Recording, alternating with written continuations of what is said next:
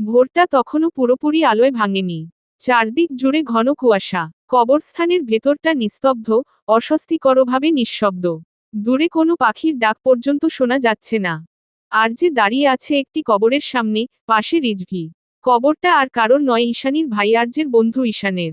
আজকের দিনে বছর 5 আগে সে পৃথিবী ত্যাগ করেছে। আর যে ও রিজভী এসেছে তার কবর জিয়ারত করতে। আরজের চোখ কবরের ওপর স্থির, মুখের গভীরে জমে থাকা অপরাধবোধের মতো কিছু। রিজভীর আরজের কাঁধে হাত রেখে শান্ত স্বরে বলে, আর কতকাল তুই গিল্টি ফিল করবি? তোর কোন দোষ নেই, চল। আরজে কিছু না বলে টুপিটা খুলে নিজের পকেটে রেখে এগিয়ে যায় নিজের গাড়ির দিকে। পিছনে রিজভী। রওনাক ঈশানীর সাথে অদূরে দাঁড়িয়ে। ঈশানী নিঃশব্দে কখন থেকে কেঁদেই চলছে। পাশে থাকা রওনাক তার কাঁধে হাত রেখে সান্ত্বনার বাণী আওড়াচ্ছে। রিজভী ঈশানীর দিকে তাকিয়ে বলে, ঈশা, তুমি স্ট্রং গার্ল, এভাবে কাঁদা তোমাকে মানায় না। পুরো ফ্যামিলিকে হারানোর পর একমাত্র ভাইয়াই ছিল, কিন্তু ভাইয়াও আমাকে ছেড়ে চলে গিয়েছে। আমরা আছি তো। রিজভী ঈশানীর মাথায় হাত বুলিয়ে তাকে সান্ত্বনা দিয়ে সেও চলে যায়। কিছুক্ষণ পর ঈশানী আর রওনাকও চলে যায়। তারা সবাই দৃষ্টিগোচর হতেই সাথে আরেকটা কালো ছায়া সরে যায়, ঠোঁটের কোণে তাচ্ছিল্যের হাসি ঝুলিয়ে। আর যে এসে দেখে সানা এখনো ঘুমিয়ে। হাঁটু গেড়ে বসল রমণীর শিয়েরে। খুঁটিয়ে খুঁটিয়ে দেখল রমণীর সমস্ত আদল। নজর থামে তার কামড় দেওয়া জায়গাগুলোতে। তর্জনী দিয়ে ছুঁয়ে দেখল সেখানে। এদিকে রমণীর কোন খেয়াল নেই। সে ঘুমের দেশে তলিয়ে। হঠাৎ তার মাথায় দুষ্টু বুদ্ধি এসে হানা দিল বউকে জ্বালানোর। চেপে ধরল নিজের বরফ হাতখানা রমণীর গলায়। সানা কিছু ঠান্ডা অনুভূত হতেই ঘুম থেকে ধরপড়িয়ে ওঠে।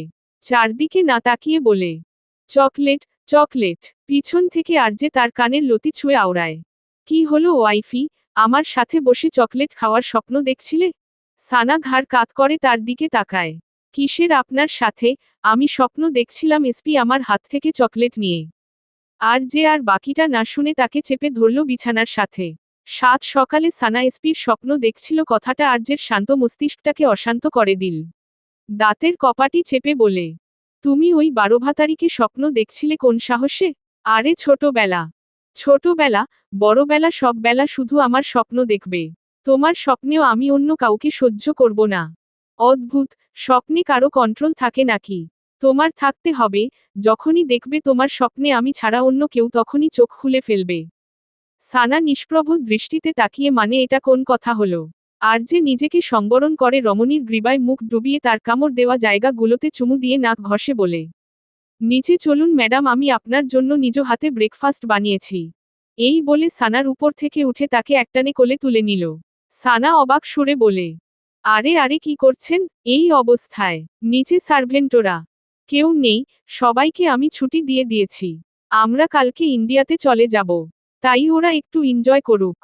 আর যে ঝুঁকে রমণীর কানের কাছে হাসকিস্বরে বলে, আর আমরাও। সানা তার বুকে ধুম করে একটা কিল বসিয়ে দিল। আর যে ঠোঁট কামড়ে হেসে তাকে কোলে নিয়ে নিচে চলে গেল। আর যে ডাইনিং টেবিলের সামনে সানাকে নামায়। রমণীর গায়ে আরজের কালো শার্ট জড়ানো। যদিও এটা হাঁটু পর্যন্ত, তারপরও রমণী টেনে আরেকটু নিচে নামালো। আরজের এটা নজরে আসতেই রমণীকে আরও জ্বালানোর জন্য শুধায়, মনে হচ্ছে ম্যাডামের এখনো লজ্জা ভাঙেনি? ম্যাডাম বললে এখন আবার। আর যে আর কিছু বলার পূর্বেই তার মুঠোফোনটা বেজে ওঠে। স্ক্রিনে ভেসে ওঠে, মমো লেখা। ওয়াইফি 1 মিনিট বসো, আমি আসছি। এই বলে আর যে নিজের রুমের দিকে চলে যায়। সেই জানে তার মা কি নিয়ে কথা বলতে চলছে। আর সে চায় না সানা এসব কিছু শুনুক। সানা টেবিলে বসতে যাবে এমন সময় তার কানে আসে কলিং বেলের আওয়াজ। প্রথমে পাত্তা না দিলেও পরপর 3-4 বার বাজার পর রমণী বিরক্ত হয়ে উঠে গেল দরজার দিকে। সানা দরজা খুলতে ঈশানী হাতে একটা ফাইল নিয়ে হুড়মুড়িয়ে প্রবেশ করে। সানা বহুদিন পর ঈশানীকে ব্ল্যাক স্পেসে দেখে একটু অবাক হয়েছিল বটে। পর মুহূর্তে তার মাথায় দুষ্টু বুদ্ধি খেলে গেল।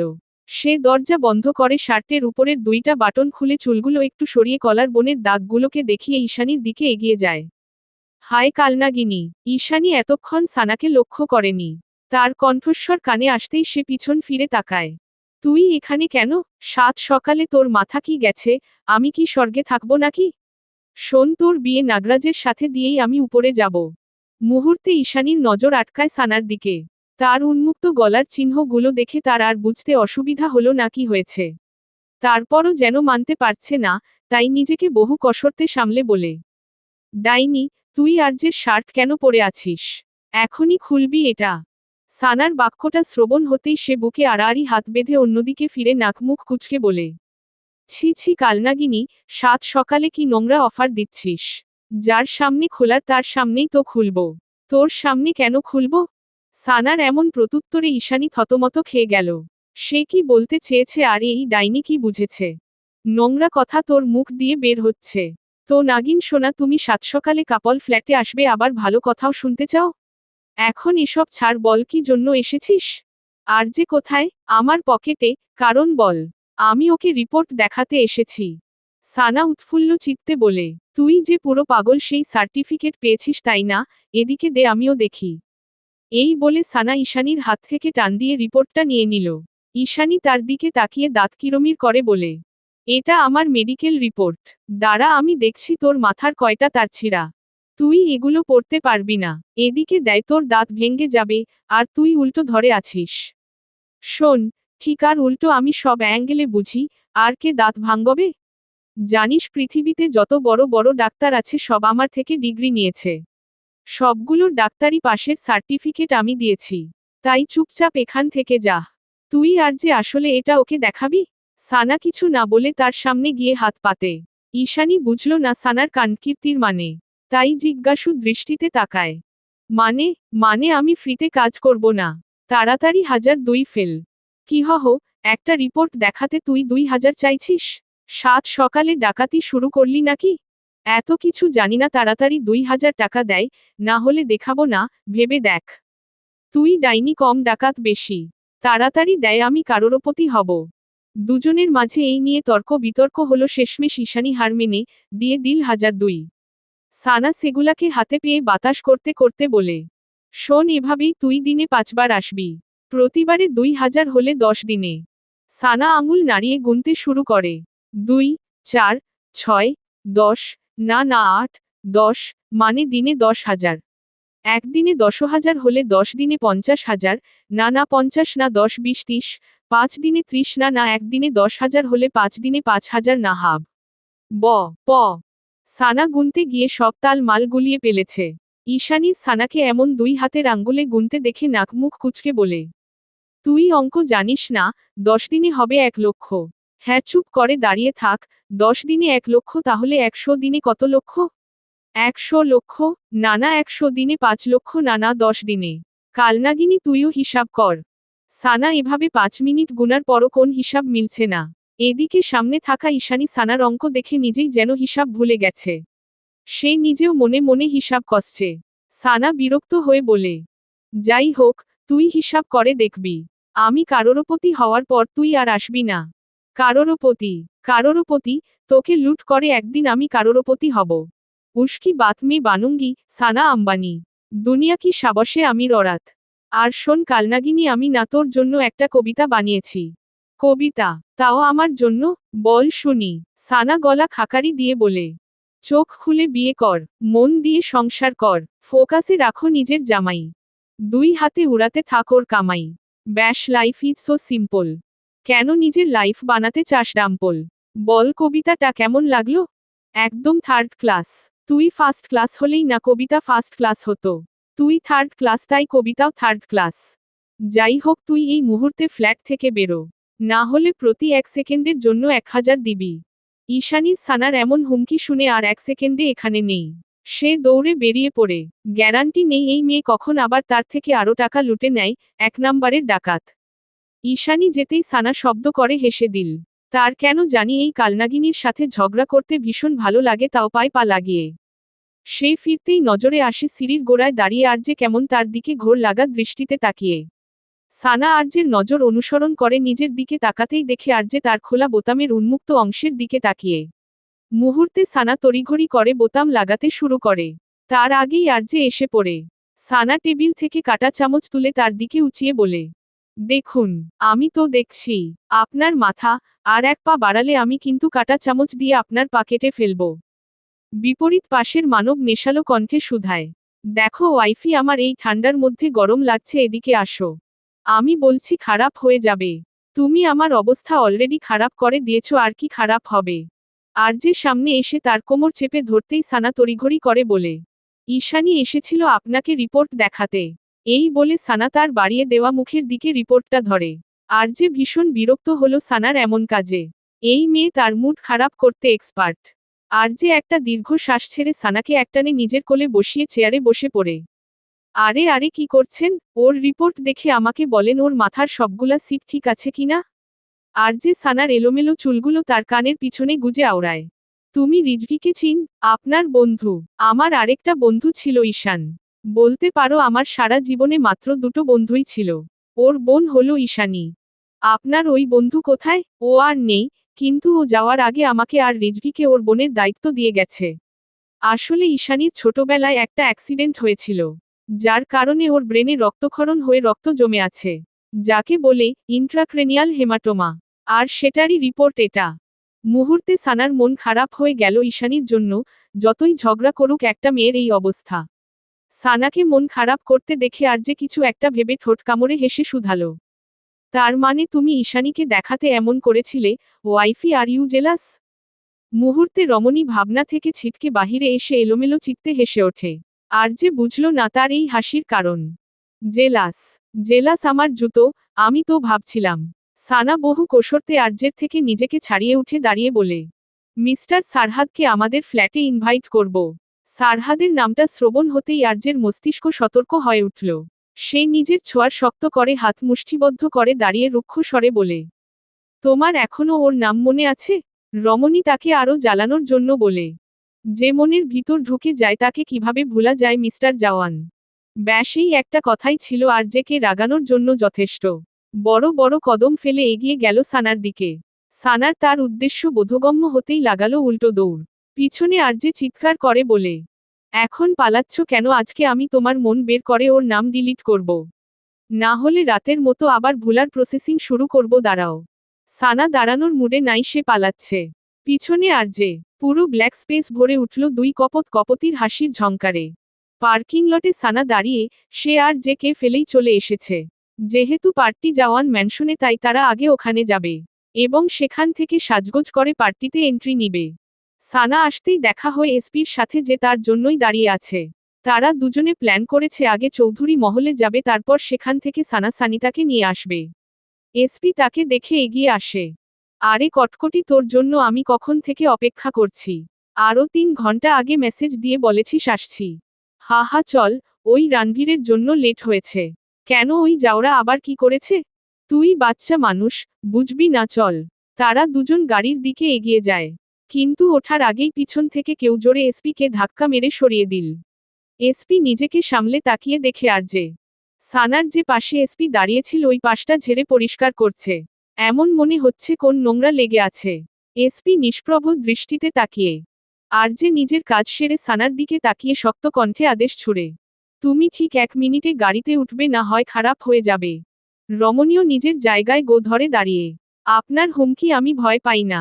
মনে রাখবেন, this is you, like that is me. বরাবরের মতো আরজে বুঝল না তার কথার মানে। তাই কপালে ভাঁজ ফেলে শুধায়। মানে? বাংলায় বলো। এসপি ওখান থেকে তাদের দিকে একটু এগিয়ে আসে। আবে বলছে, যেমন তুই তেমন তোর বউ। অদূরে দাঁড়িয়ে থাকা কাইলিন মাত্র মুখে পানি দিয়েছিল। কিন্তু সানার এমন উল্টোপাল্টা ইংরেজি শুনে তার মুখের থেকে পানি ছিটকে বাইরে চলে আসে। বুহো, তার পেট ফেটে হাসি আসছে। নিজের সাদা ঝকঝকে দাঁতগুলো বের করতেই দেখে আর যে রক্তচক্ষু নিয়ে তার দিকে তাকিয়ে। ব্যাস ওই অবস্থায় সেই স্ট্যাচু হয়ে গেল। কিন্তু হাসি আটকাতে না পেরে তার নাক মুখ দিয়ে ছিটকে পানি বাহিরে চলে আসে।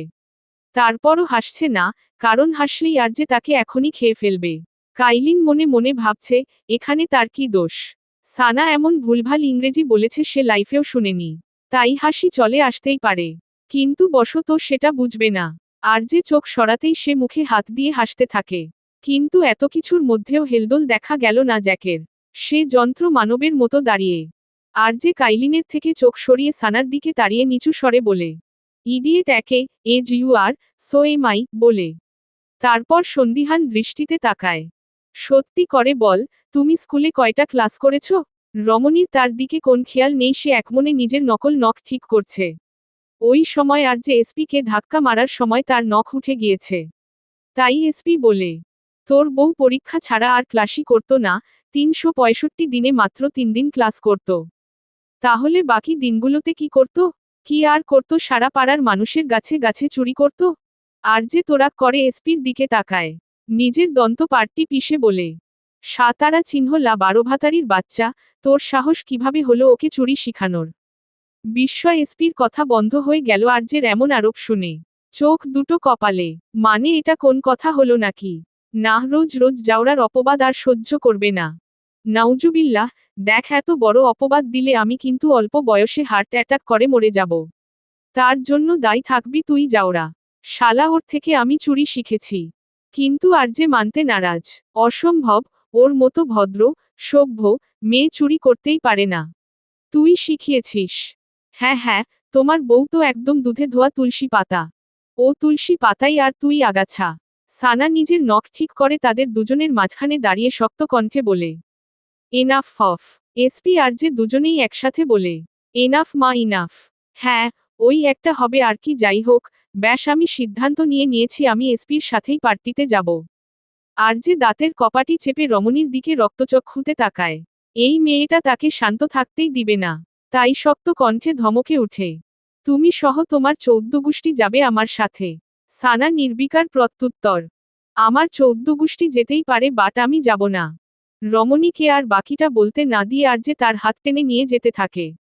সানা এসপির গাড়ির হেডলাইট ধরে তার দিকে হাত ছুড়ে, বিটকেল্লোল, এখানে এসপিকে কাইলিন এসে দুদিক থেকে ধরে রেখেছে।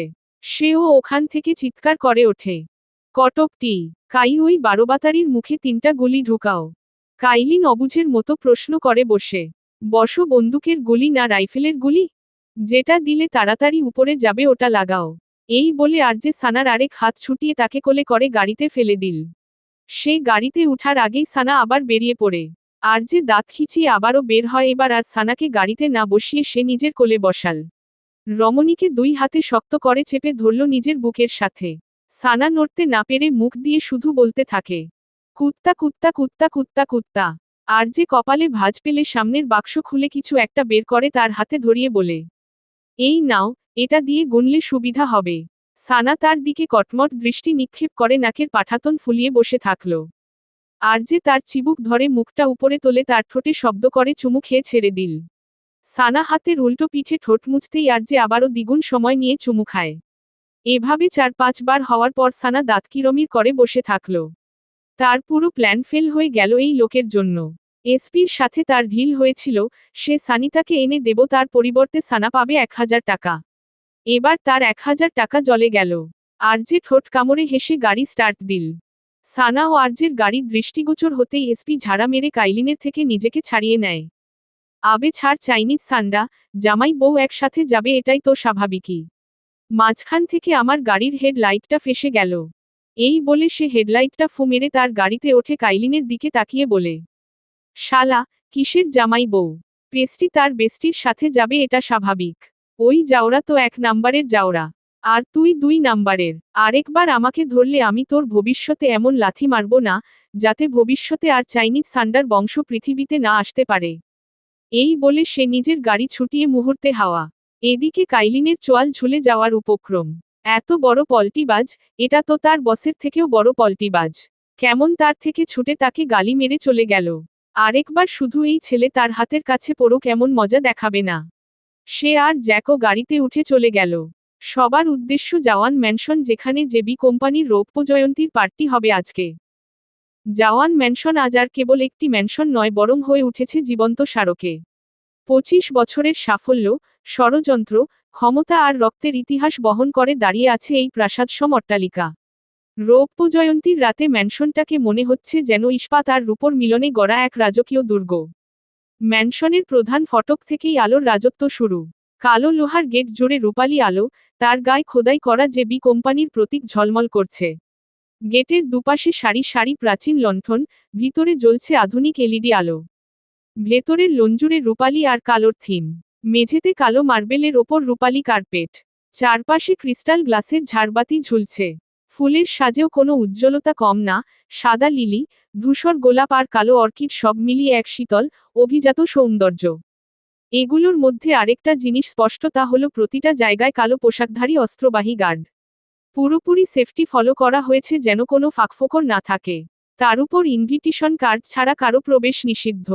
কিন্তু এই জমকালো পরিবেশ পৌঁছাতে পারছে না জওয়ান ম্যানশনের বেজমেন্টে, যেখানে রচিত হচ্ছে নৃতারা চিহ্ন সংস খুনের ইতিহাস। পরপর ২০ জন লোককে হাত বেঁধে হাঁটু গেড়ে বসিয়ে রাখা হয়েছে। তারা নিজেরাও জানে তাদের সাথে কি হতে চলছে, কেননা তারাও একসময় জেবির হয়ে কাজ করত। মূলত জেবির জন্য যারা কাজ করে তারা কতগুলো গ্যাংয়ে বিভক্ত এবং প্রতিটি গ্যাংয়ের লিডার একজন কুখ্যাত মাফিয়া। অবাধ সুবিধার সাথে বিভিন্ন ধরনের রুলস মানতে হয় তাদের। যেমন গ্যাংয়ের একজন যদি কোন ভুল করে তাহলে তার মাসুল দিতে হয় পুরো গ্যাংকে।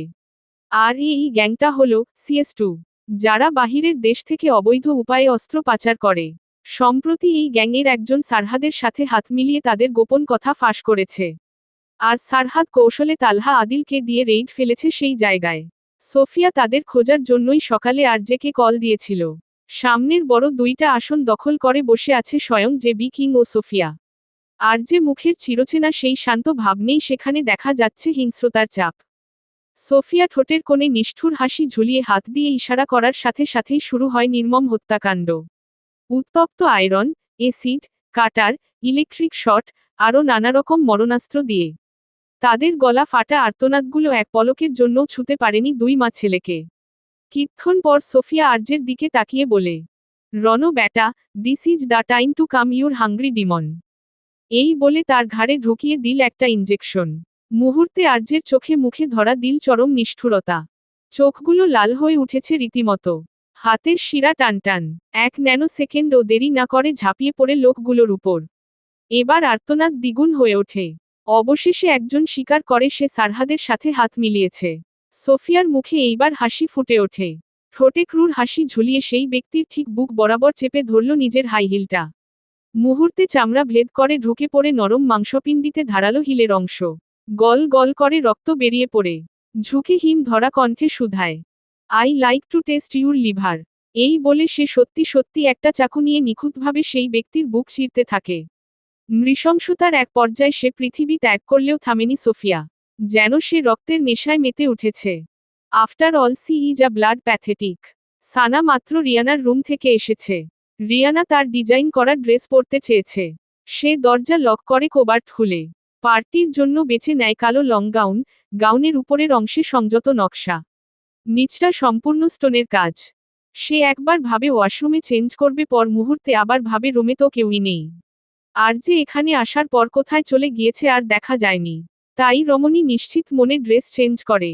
কিন্তু পিছনে জিফ লাগাতে গিয়েই পড়ে ফাসাদে। হাত পৌঁছাচ্ছে না তার। হঠাৎ একজোড়া ঠান্ডা শীতল হাত তার জিপে হাত রাখে।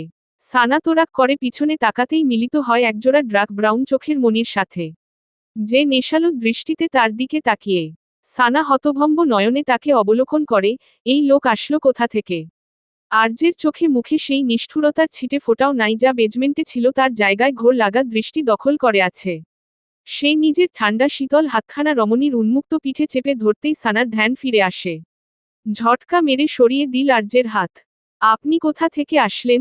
ছাদ থেকে টপকালেন নাকি? আরজে আবারও 2 কদম তার দিকে এগিয়ে এসে মাঝখানের দূরত্বটুকু মিটিয়ে নিল, তার কোমর চেপে ধরে আওড়ায়।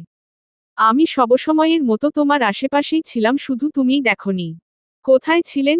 আরজে চোখ দিয়ে ইশারা করে বেলকনির দিকে। মুহূর্তে সানার মনে পড়ে সে বেলকনি দেখেনি। আপনি কিছু দেখেননি তাই না? সম্পূর্ণ লাইভ দেখেছি। সানা তার দিকে কটমট দৃষ্টি নিক্ষেপ করে আওড়ায়। আপনাদের মতো অসভ্য পুরুষদের সাথে গ্যারান্টি নাই, চুপচাপ আমার জিফ লাগান। আরজে জিফ লাগানোর পরিবর্তে তার পিঠে আঙুল দিয়ে আঁকি বুকি শুরু করে। সানা তার উদ্দেশ্য বুঝতে পেরেই শক্ত কণ্ঠে বলে, কোন কিছু কাজ হবে না, চুপচাপ জিফ লাগান।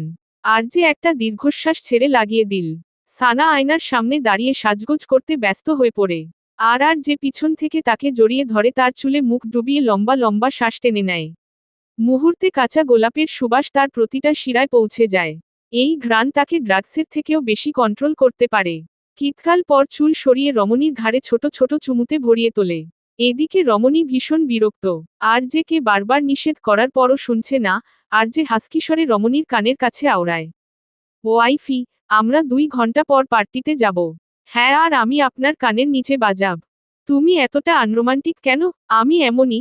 এখন চুপচাপ দেখেন এই লিপস্টিকটা ঠিক আছে কিনা। আরজে তার দিকে তাকিয়ে দেখল সানা গাঢ় লাল লিপস্টিক লাগিয়েছে। হঠাৎ সে ঝুঁকে আঁকড়ে ধরল রমণীর অধর যুগল, যার জন্য সানা কিছুতেই প্রস্তুত ছিল না। আরজে কে হাতে সরাতে গিয়েও পারছে না। কিছুক্ষণ পর আরজে তাকে ছেড়ে বলে, এবার ঠিক আছে। সানা তার বুকে ঘুষি মেরে আবারও দিতে যাবে, আরজে তার থেকে টান দিয়ে নিয়ে নিল।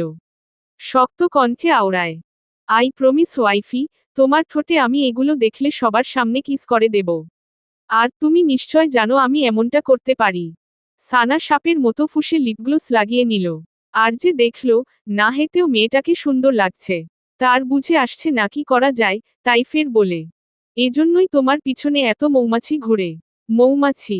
সানা আরজের কথার মানে বুঝে দুই হাতে তার গলা জড়িয়ে ধরে বাঁকা হাসি দিয়ে বলে, Mr Jawan, are you jealous? Jealous? ওসব আমার ডিকশনারিতে। সে থেমে গেল রমণীর চোখ দেখে, তারপর গলা খাকারি দিয়ে বলে, ওসব আমার ডিকশনারিতে আছে। তারপর রমণীর অধরে স্লাইড করতে করতে বলে, পার্টিতে জ্যাক সবসময় তোমার আশেপাশে থাকবে। কোন ছেলের আশেপাশেও যাবে না। এসপি, ওই বারোভাতারি তো আরও আগেই না। সানা অনেক বলার পর আরজে রাজি হয়। তবে শর্ত এসপি সানার থেকে 3 হাত দূরে থাকবে। তারপর সানার ঠোঁটে একটা চুমু খেয়ে ছেড়ে দিল। রমণী বের হতেই আরজে সেদিকে তাকিয়ে আওড়ায়, আমার অভিশপ্ত জীবনের একমাত্র প্রশান্তি তুমি মাই লাভ, আমাকে ড্রাগসের থেকেও বেশি কাবু করে তোমার গোলাপের সুবাস। আরজে নিজেও রেডি হতে চলে যায়। সে সানাকে নিজের সাথে নেয়নি কেননা তার মা পার্টিতে সব মাফিয়া গ্যাংস্টারদের ইনভাইট করেছে। আরজে চায় না কারো নজর সানার উপরে পড়ুক। যদি তারা তাকে আরজের সাথে দেখে তো নিশ্চিত সানার পিছনে পড়বে। জওয়ান ম্যানশনের হলরুমটা এতক্ষণে ভরে ওঠে লোকসরাগমে। চারদিকে ঝাড়বাতির স্ফটিক ভাঙনে ভাঙনে ছড়িয়ে পড়া গুঞ্জন, কাচের গ্লাসে গ্লাসে ঠোকাঠুকি, আর অভিজাত মুখোশে ঢাকা অসংখ্য দৃষ্টি। ঠিক তখনই পরিবেশের ভেতর একটা চাপা নড়াচড়া শুরু হয়।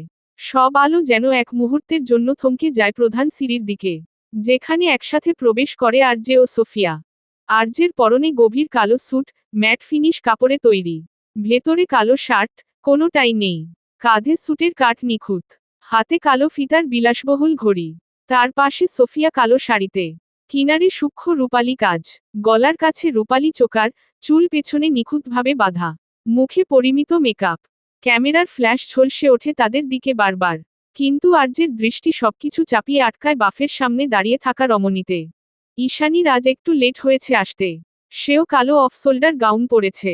কিন্তু আসার পর থেকে লক্ষ্য করছে সানা বাফের টেবিলের সামনে একের পর এক পেস্ট্রি, কেক, চকলেট খেয়েই চলছে। সে এগিয়ে গেল সেদিকে। তাচ্ছিল্য স্বরে বাক্য ছুড়ে সানার দিকে, ডাইনি একটু কম করে খা, মনে হচ্ছে পুরো পার্টির খাবার তুই একাই খেয়ে নিবি। এত খেলে তুই একদিন ব্লাস্ট হবি। সানা বিরক্তিকর দৃষ্টি নিক্ষেপ করে ঈশানীর উপর। মনে হচ্ছে এই কালনাগিনীরও তার সাথে ঝগড়া না করলে ভাত হজম হয় না। তারপর চোখ বুলিয়ে দেখল তার মাথা থেকে পা পর্যন্ত। বাহ, আজকে একদম পারফেক্ট কালানাগিন লাগছে তোকে।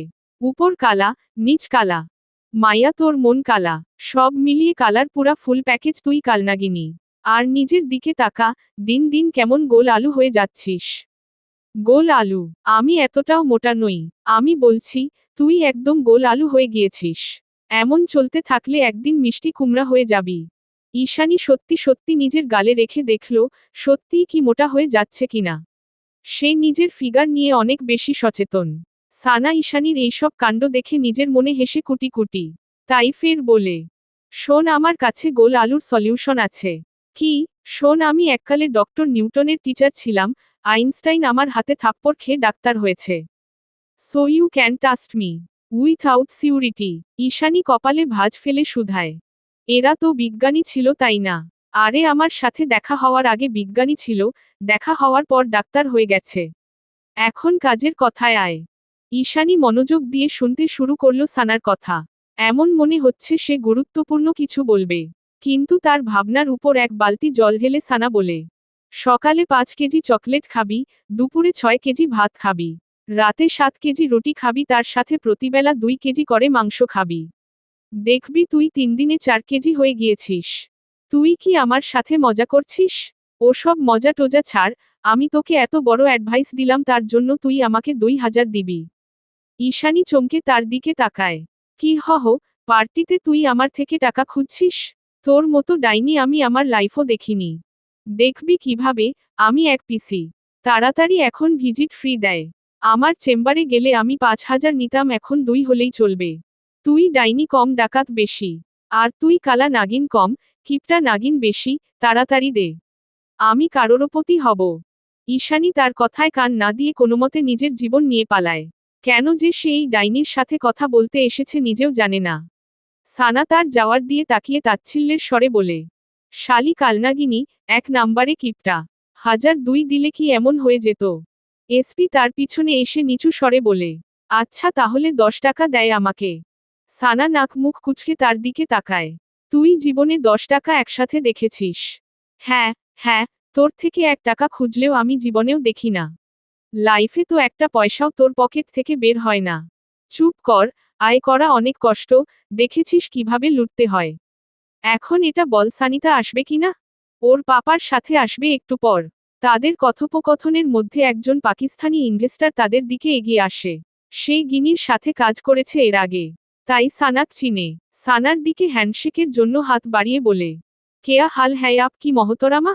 সানা বুঝল না তার এমন সম্বোধনের মানে। তাই সে নাক মুখ কুচকে রুক্ষ স্বরে প্রত্যুত্তর করে, কিসের মতার মা? কার মা? আমি কোন মতা টতার মা নই। আর আমার বাচ্চা হলেও নাম মতা রাখব না। এমন মনে হচ্ছে মদ খেয়ে বাচ্চার নাম রাখতে বসেছে। এসপি নিজের জিহ্বার ডগায় কামড় দিয়ে সানাকে টান দিয়ে একটু কাছে নিয়ে এসে ফিসফিস করে বলে, আব্বে মহতরামা মানে সুন্দরী রমণী, রূপসী, গুণবতী, আগুন সুন্দরী। সত্যি, আব্বে 100%, উইদাউট গ্যারান্টি। সানা উৎফুল্ল চিত্তে পাকিস্তানি ইনভেস্টরের সামনে গিয়ে 2 হাতের 10 আঙ্গুল দেখিয়ে বলে, তাহলে আমি 10-12টা মতার মা। পাকিস্তানি ইনভেস্টরের চোয়াল ঝুলে যাওয়ার উপক্রম। যদিও সে পাকিস্তানি কিন্তু তার বাংলা ভালোই বুঝে আসে। তিনি ভাবছেন, এই মেয়ের 10-12টা বাচ্চা, তাও এই বয়সে। পাশে দাঁড়িয়ে থাকা এসপি নিজের কপাল চাপড়িয়ে ইনভেস্টরের দিকে তাকিয়ে 2 হাত নাড়িয়ে বলে, मैं नहीं जानता इसको, कौन है ये लोग, कहाँ से आते हैं ये लोग। मैं बिल्कुल नहीं जानता इच माइया को। এসপির বাচ্চা, তুই এভাবে আমাকে অস্বীকার করতে পারলি? যা, আমি মামাকে সব বলে দেব। এই বলে সানা সামনে চলে যায়। এদিকে এসপি সানার এমন হুমকি শুনে পাকিস্তানি ইনভেস্টরের দিকে তাকিয়ে তড়িঘড়ি করে বলে, আমিও 10-12টা মতার আব্বা, আপনি 10-12টা মতার দাদা, আপনার পুরো খানদান মতার গোষ্ঠী, না না পুরা পাকিস্তান মতা দিয়ে ভরা। ডানে মতা বামে মতা, পাকিস্তান, তেরা নাম মতাস্তান। এই বলে সে চলে যায় সানার পিছু পিছু তাকে মানাতে। এ কটকটি, দ্বারা আমি সব স্বীকার করেছি। এদিকে পাকিস্তানি ইনভেস্টর হতবম্ব দৃষ্টিতে তাদের দুজনের দিকে তাকিয়ে। এতক্ষণ তার সাথে কি হয়ে গেল সে নিজেই বুঝতে পারছে না। কাদের সাথে সে দেখা করেছে এটাও বুঝতে পারছে না। সে একটা শুকনো ঢোক গিলে বিড়বিড়ায়, कैसे कायोसे पागल लोग रहते हैं इस बांग्लादेश में, पाता नहीं। তওবা তওবা, ইনচে মেরা দুবারা মোলাকাত না হো। কেমন কেমন পাগল লোকেরা থাকে বাংলাদেশে জানি না। এদের সাথে আমার দ্বিতীয়বার দেখা না হোক। পরপর কয়েক ধাপে প্রায় 30টি বিলাসবহুল গাড়ি থামে জওয়ান ম্যানশনের সামনে। গাড়ি থেকে নেমে আসে সাদা পোশাকধারী অস্ত্রবাহী গার্ড। সাদা রোলস রয়েলসের দরজা খুলতেই নেমে আসে ড্যানিয়েল হারপ্রিত, ইতালির মাফিয়াদের গডফাদার। পিছনের গাড়ি থেকে নেমে আসে আরেকটি মেয়ে। সম্পূর্ণ শুভ্ররঙা মেয়েটির গায়ে জড়ানো ব্ল্যাক কালারের টপস। এতটাই ছোট যে শরীরের প্রতিটা ভাঁজ স্পষ্ট। কাঁধ সমান লাল চুল, চোখে কালো চশমা, মুখে ভারী মেকআপের আস্তরণ, পায়ে ইউএসএল এর হিল। তাকে এতটা মোহনীয় লাগছে কারো নজর এক মুহূর্ত কাড়তে সক্ষম। এসে দাঁড়ালো ড্যানিয়েলের পাশে।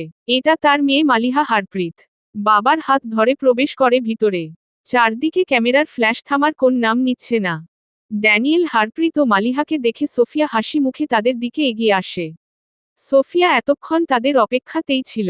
সারহাদ, ব্ল্যাক হান্টারকে মাতো দেওয়ার জন্য তিনি ইতালিয়ান গ্যাংস্টারদের সাথে হাত মিলিয়েছেন। তারা সবাই গিয়ে বসল বারের ভিতর। নাক উঁচু স্বভাবের মালিহা প্রথমে চারদিকে তাকিয়ে তার ড্যাডের পাশে বসে পড়ে। চারদিকের সবার নজর তার দিকে। কিন্তু মালিহার নজর আটকায় সামনের সোফায় বসে থাকা আর্যের দিকে। মুহূর্তে তার সব আকর্ষণ কেড়ে নেয় আর্যে। কিন্তু সামনের মানব 1 সেকেন্ডের জন্য ও তার দিকে তাকায়নি। এতে যেন আরও ইমপ্রেসড হয়ে পড়ে মালিহা। খুঁটিয়ে খুঁটিয়ে দেখতে শুরু করল আর্যেকে। অন্যদিকে আর্যে একমনে নিচের দিকে তাকিয়ে, যেখানে তার মুঠোফোনে সানার চারপাশে থাকা সিসিটিভি গুলোর ফুটেজ দেখছে। আর মিটিমিটি করে হাসছে, কিভাবে তার বউ পার্টিতে সবার চুনা লাগাচ্ছে। ড্যানিয়েল আর সোফিয়া মিলে ডিল ফাইনাল করে ফেলে। কিন্তু সাইন করতে গিয়ে ড্যানিয়েল বাদ সাধে। Mrs Jawan, wait for my boy. Sophia কপালে ভাঁজ ফেলে শুধায়। মালিহা তো আপনার একমাত্র মেয়ে তাহলে? Yes, but I have a boy Nicholas Killer. Nicholas Killer? ও তো ইতালির সবচেয়ে কুখ্যাত mafia. Yes he is. Daniel তার সেক্রেটারিকে ইশারা করে বলে নিকোলাস এসেছে কিনা দেখতে। কিন্তু সে বাইরে যাওয়ার আগেই পিছন থেকে আসে পুরুষালী গম্ভীর স্বর। ফাদার, আম হেয়ার। মুহূর্তে সবাই পিছনে তাকাতেই নজরে আসে ব্ল্যাক লেদার স্যুট পরা সারহাদকে। সে আজ নিজের সম্পূর্ণ গেটআপ চেঞ্জ করে এসেছে। কেউ গ্লাস নামিয়ে রাখল, কেউ আবার নিজের অবস্থান নতুন করে হিসাব করতে শুরু করল। কারণ কেউই এখানে এই অপ্রত্যাশিত মুখটিকে আশা করেনি। সারহাদ এক পা এগিয়ে এসে দাঁড়ায় আলোয়। তার ভঙ্গিতে বিন্দুমাত্র দ্বিধা নেই। যেন এতদিনের মুখোশ খুলে ফেলা তার জন্য মুক্তির মতো। সোফিয়া, আলী মির্জা, রানা প্রমুখ তাকে দেখে আকাশ থেকে পড়ল। সারহাদ মুখে বাঁকা হাসি টেনে সোফিয়ার দিকে তাকিয়ে বলে, hello Mrs Sophia, I'm Nicholas Killer. Nice to meet you. সোফিয়ার কথা বন্ধ হওয়ার জোগাড়। যার জন্য সে ইতালিয়ান মাফিয়াদের সাথে হাত মিলাতে চেয়েছে সেই নাকি ইতালিয়ান মাফিয়া। তারপরও এখন তার জন্য এই ঢিলটা দরকার, তাই হাসি মুখে দাঁতে দাঁত চেপে তাকে স্বাগত জানায়। কিন্তু এত সব কিছুর মাঝেও যে নির্বিকার চিত্তে বসে আছে সে আর কেউ না আরজে। সে মনে মনে তাচ্ছিল্য হেসে আওড়ায়। যাক, অবশেষে তুই তোর আসল রূপে ফিরে এলি। এবার খেলা জমবে। না হয় তোকে আঘাত করতে আমার বড্ড আফসোস হতো। সারহাদ অন্যদের সাথে কথা বলছে এমন সময় মালিহা ড্যানিয়েলের কানে কানে কিছু একটা বলে। সারহাদ সবার সাথে পরিচয় পর্ব শেষ করে চোখ ঘুরিয়ে দূরে দাঁড়িয়ে থাকা সানার দিকে একবার তাকায়। ড্যানিয়েলের সাথে কথা বলে আরজের দিকে একটা বাঁকা হাসি দিয়ে সানার দিকে এগিয়ে যায়। আরজে বুঝল না তার হাসির কারণ। কিন্তু সানার দিকে এগোতে দেখেই আরজে হাতমুষ্টি বদ্ধ করে চোয়াল শক্ত করে ওঠে দাঁড়ায়। পা বাড়াবে এমন সময় সোফিয়া তাকে আটকে ফেলে। রনো, এখনই ডিল সাইন হবে, তোমাকে এখানে থাকতে হবে। সে সোফিয়ার দিকে রক্তচক্ষুতে তাকিয়ে দন্ত পার্টি পিষে বলে, Momo, I told you leave my hand. সামনে থাকা ড্যানিয়েল তাদের মা ছেলের কথোপকথন শুনেনি, তাই সে নিজের মতো প্রস্তাব রাখে। দেখুন মিসেস জওয়ান, যেহেতু আমরা ভবিষ্যতে কাজ করব তাই এই সম্পর্কটাকে আরও পাকাপোক্ত করতে চাই আমি। আপনি ডিরেক্ট বলুন আপনার কি লাগবে, আমি সব কিছুতেই রাজি। ড্যানিয়েল নির্দ্বিধায় বলে, আমি চাই এই পার্টিতে আপনার ছেলের সাথে আমার একমাত্র মেয়ে মালিহার এনগেজমেন্ট দিতে। সোফিয়া তড়িৎ গতিতে আরজের দিকে তাকায় তার হাত ভাব দেখার জন্য। কিন্তু না, আরজের এদিকে ধ্যান নাই। সে দাঁত খিচিয়ে হাত দিয়ে নিজের ঘাড় ঘষছে, সাথে ভারী ভারী শ্বাস ফেলছে। তার চোখের দিকে তাকাতেই সোফিয়া আঁতকে উঠে কেমন লাল হয়ে উঠেছে। তাকে দেখে এমন মনে হচ্ছে সে নিজের সাথে যুদ্ধ করে নিজেকে সংবরণ করছে। সোফিয়া তার দৃষ্টি অনুসরণ করতেই নজরে আসে সানার পিছনে সারহাদের হাত। আর সামনে কয়েকটা ইনভেস্টরের সাথে দুজনেই হাসিমুখে কথা বলছে। আর যে বিবাহিত, এমন একটা নিউজ কেন লুকিয়ে রাখা হলো? ম্যাডাম বলুন। তাহলে আরজের ব্যাপারে সব কি মিথ্যা ছিল? মিসেস সোফিয়া আমাদের জবাব দিন। এর উপর ক্যামেরা তাক করা সোফিয়ার দিকে। আর ছুড়া হচ্ছে হাজারটা প্রশ্ন। সোফিয়া দাঁতে দাঁত চেপে সবটা গিলছেন। ইচ্ছা করছে এই মুহূর্তে তারা চিহ্ন গুণ জ্বালিয়ে দিতে। মস্তিষ্ক ফেটে যাচ্ছে রাগে। মুঠো করা হাত এখনো কাঁপছে। ভাবনার মধ্যে খেলে গেল একটু আগে আরজের করা কর্মকাণ্ডগুলো। তখন আরজে অগ্নিদৃষ্টিতে তাকিয়ে সারহাদ ও সানার দিকে। সোফিয়া আরজের উদ্দেশ্য বুঝেই নিচু স্বরে ফিসফিস করে বলে, listen Rono, it's important. Mister ড্যানিয়েলকে হাতছাড়া করা যাবে না। অদূরে দাঁড়িয়ে থাকা ড্যানিয়েল ফের বলে, ম্যারি মাই ডটার। রনো সেই ইয়েস। এবার আরজের রাগের পারদ ভেঙ্গে পড়ল। সমস্ত বাঁধ ভেঙ্গে এক ঝটকায় সরিয়ে দিল সোফিয়ার হাত। অবস্থান কালক্ষণ সব ভুলে ড্যানিয়েলের দিকে তাকিয়ে রুক্ষস্বরে বলে, ফাক ইউর ডটার। পাশে দাঁড়িয়ে থাকা সোফিয়া চিৎকার করে ওঠে। রনো, আরজে তাকে থামিয়ে তার দ্বিগুণ তেজ নিয়ে গর্জে ওঠে। Enough is enough momo. আমি তোমাকে শুরুতেই বলেছি, বিষয়টা সানা হলে পৃথিবীর সবকিছু মূল্যহীন আমার কাছে। আরজের এরকম হুঙ্কারে মুহূর্তে সকলের কেন্দ্রবিন্দু হয়ে ওঠে তারা। আর ক্যামেরাগুলো তো অপেক্ষা করে এমন সব মুহূর্তের জন্যই। এক ন্যানোসেকেন্ড দেরি না করে আরজে ভিড় কেটে ভারী ভারী কদম ফেলে চলে গেল সারহাদ ও সানার সামনে। ততক্ষণে সানাও তার দিকে তাকিয়ে। সারহাদ কিছু বুঝে ওঠার আগেই আরজে তাকে জোরে ধাক্কা দিয়ে ফেলে সানার হাত ধরে নিয়ে চলে গেল। হঠাৎ এমন হওয়াতে সারহাদ কদম হিচকে পড়ার আগেই পিছন থেকে এসপি তাকে ধরে ফেলে। আরজে একজন প্রেসের হাত থেকে মাইক্রোফোন নিয়ে মেইন স্টেজে ওঠে। রমণীর বিস্মিত নয়ন জোড়া এখনো হচ্ছে না। আরজে সানার হাত উঁচু করে ধরে অন্য হাতে মাইক্রোফোন নিয়ে বজ্রকণ্ঠে বাক্য ছুড়ে সবার দিকে। She is my wife. Listen carefully everyone, Sana belongs to me alone. The one and only Mrs Ranbir Jawan. The law of my world. And the queen of JB. My weakness, and the reason kingdom burn. তার এমন স্বীকারোক্তিতে সবাই হতভম্ব বা ক্রুদ্ধ। এত বড় একটা খোলাসা হবে এটা কেউই কল্পনা করতে পারেনি। সবাইকে আরও বেশি অবাক করে দিয়ে আরজে হাতের মাইক্রোফোনটাকে দূরে ছুঁড়ে আঁকড়ে ধরে রমণীর অধর যুগল। রমণী এখনও নিজের বিস্ময় কাটিয়ে উঠতে পারছে না, আর না কেউ। কিন্তু এত সব কিছুর মাঝেও একজনের মুখে উচ্ছ্বাসের কমতি নেই, সে আর কেউ না এসপি। সে তো হাততালি দিয়ে চিৎকার করে ওঠে। ওহ! তারপর চোখ ঘুরিয়ে চারদিকে তাকাতেই দেখে সবার অদ্ভুত দৃষ্টি। মুহূর্তের ঠোঁটে মেকি হাসি টেনে হাত নাড়িয়ে বলে, রোমান্টিক সিন, ফোকাস এভরিওয়ান। তার পাশে থাকা সারহাদ তখন রাগে ফেটে পড়ছে। তার মুখে রক্ত উঠে এসেছে। চোয়াল শক্ত, চোখে প্রতিহিংসার আগুন। সে এক পা এগোতেই এসপি তার হাত ধরে ফেলে। ব্রো, কোথায় যাচ্ছ? সারহাদ নিজের ভাইয়ের দিকে তাকিয়ে থেমে যায়। আর যে পাক্কা 5 মিনিট পর সানাকে ছেড়ে আর অপেক্ষা করে না। একটানে কোলে নিয়ে সিঁড়ি ভেঙে উপরে চলে যায়। এদিকে পুরো হলো রুমে ঝড় উঠে যায়। গুঞ্জন ছড়িয়ে পড়েছে, সাথে কয়েকটা হায়নার দৃষ্টি পড়ে সানার উপর। তার মধ্যে প্রথমেই আসে আতিকুর রহমানের ছোট ছেলে ফারহানুর রহমান। এসপি তারা যাওয়ার পরে পাশে তাকিয়ে দেখে সারহাদ নেই। তার মোবাইলে সানিতার মেসেজ আসে, সে এসেছে। এসপি নিজেও চলে যায় সানিতাকে আনতে। আর যে যেতেই প্রেস ও মিডিয়ার দৃষ্টি ঘুরে যায় সোফিয়ার দিকে। প্রশ্ন ছুটে আসে একটার পর একটা। সোফিয়া দাঁড়িয়ে থাকে নিখুঁত ভদ্রতায়। ঠোঁটে হাসি মাপা, মার্জিত, প্রশিক্ষিত। মুহূর্তে গার্ডস এসে তাদের আটকে দেয়। এই মুহূর্তে তাকে শান্ত থাকতে হবে। লম্বা একটা শ্বাস টেনে নিয়ে ঠোঁটের কোণে মেকি হাসি দিয়ে মালিহার দিকে তাকায়। মালিহা বেটা, ওই রণ। তাকে বাক্য সম্পন্ন করতে না দিয়ে হাত উছিয়ে থামিয়ে দিল মালিহা। শক্ত কণ্ঠে বলে, মালিহা, হারপ্রীতের ম্যারিড ম্যানে কোন ইন্টারেস্ট নেই। বাট আপনার ছেলের চয়েস দেখে আমি শিহরিত। এমন একটা মিডল ক্লাস মেয়েকে বিয়ে করেছে, আনবিলিভেবল। Daddy, let's go. সোফিয়ার ইচ্ছা করছে এই মেয়ের দুই গালে ঠাস ঠাস দুইটা বসাতে। তারপরও দাঁতে দাঁত চেপে তার কথাটা হজম করে ড্যানিয়েলের দিকে তাকায়, যাকে কোনোমতেই হাতছাড়া করতে পারবেন না তিনি। মিস্টার ড্যানিয়েল, আমি চাই আজকে আপনি আমার ম্যানশনে থাকেন। বুঝতেই তো পারছেন পরিবেশ উত্তাল। কিন্তু মালিহা গো ধরে বসে আছে, সে থাকবে না। সোফিয়া অনেকবার বলার পর ড্যানিয়েল রাজি হয়।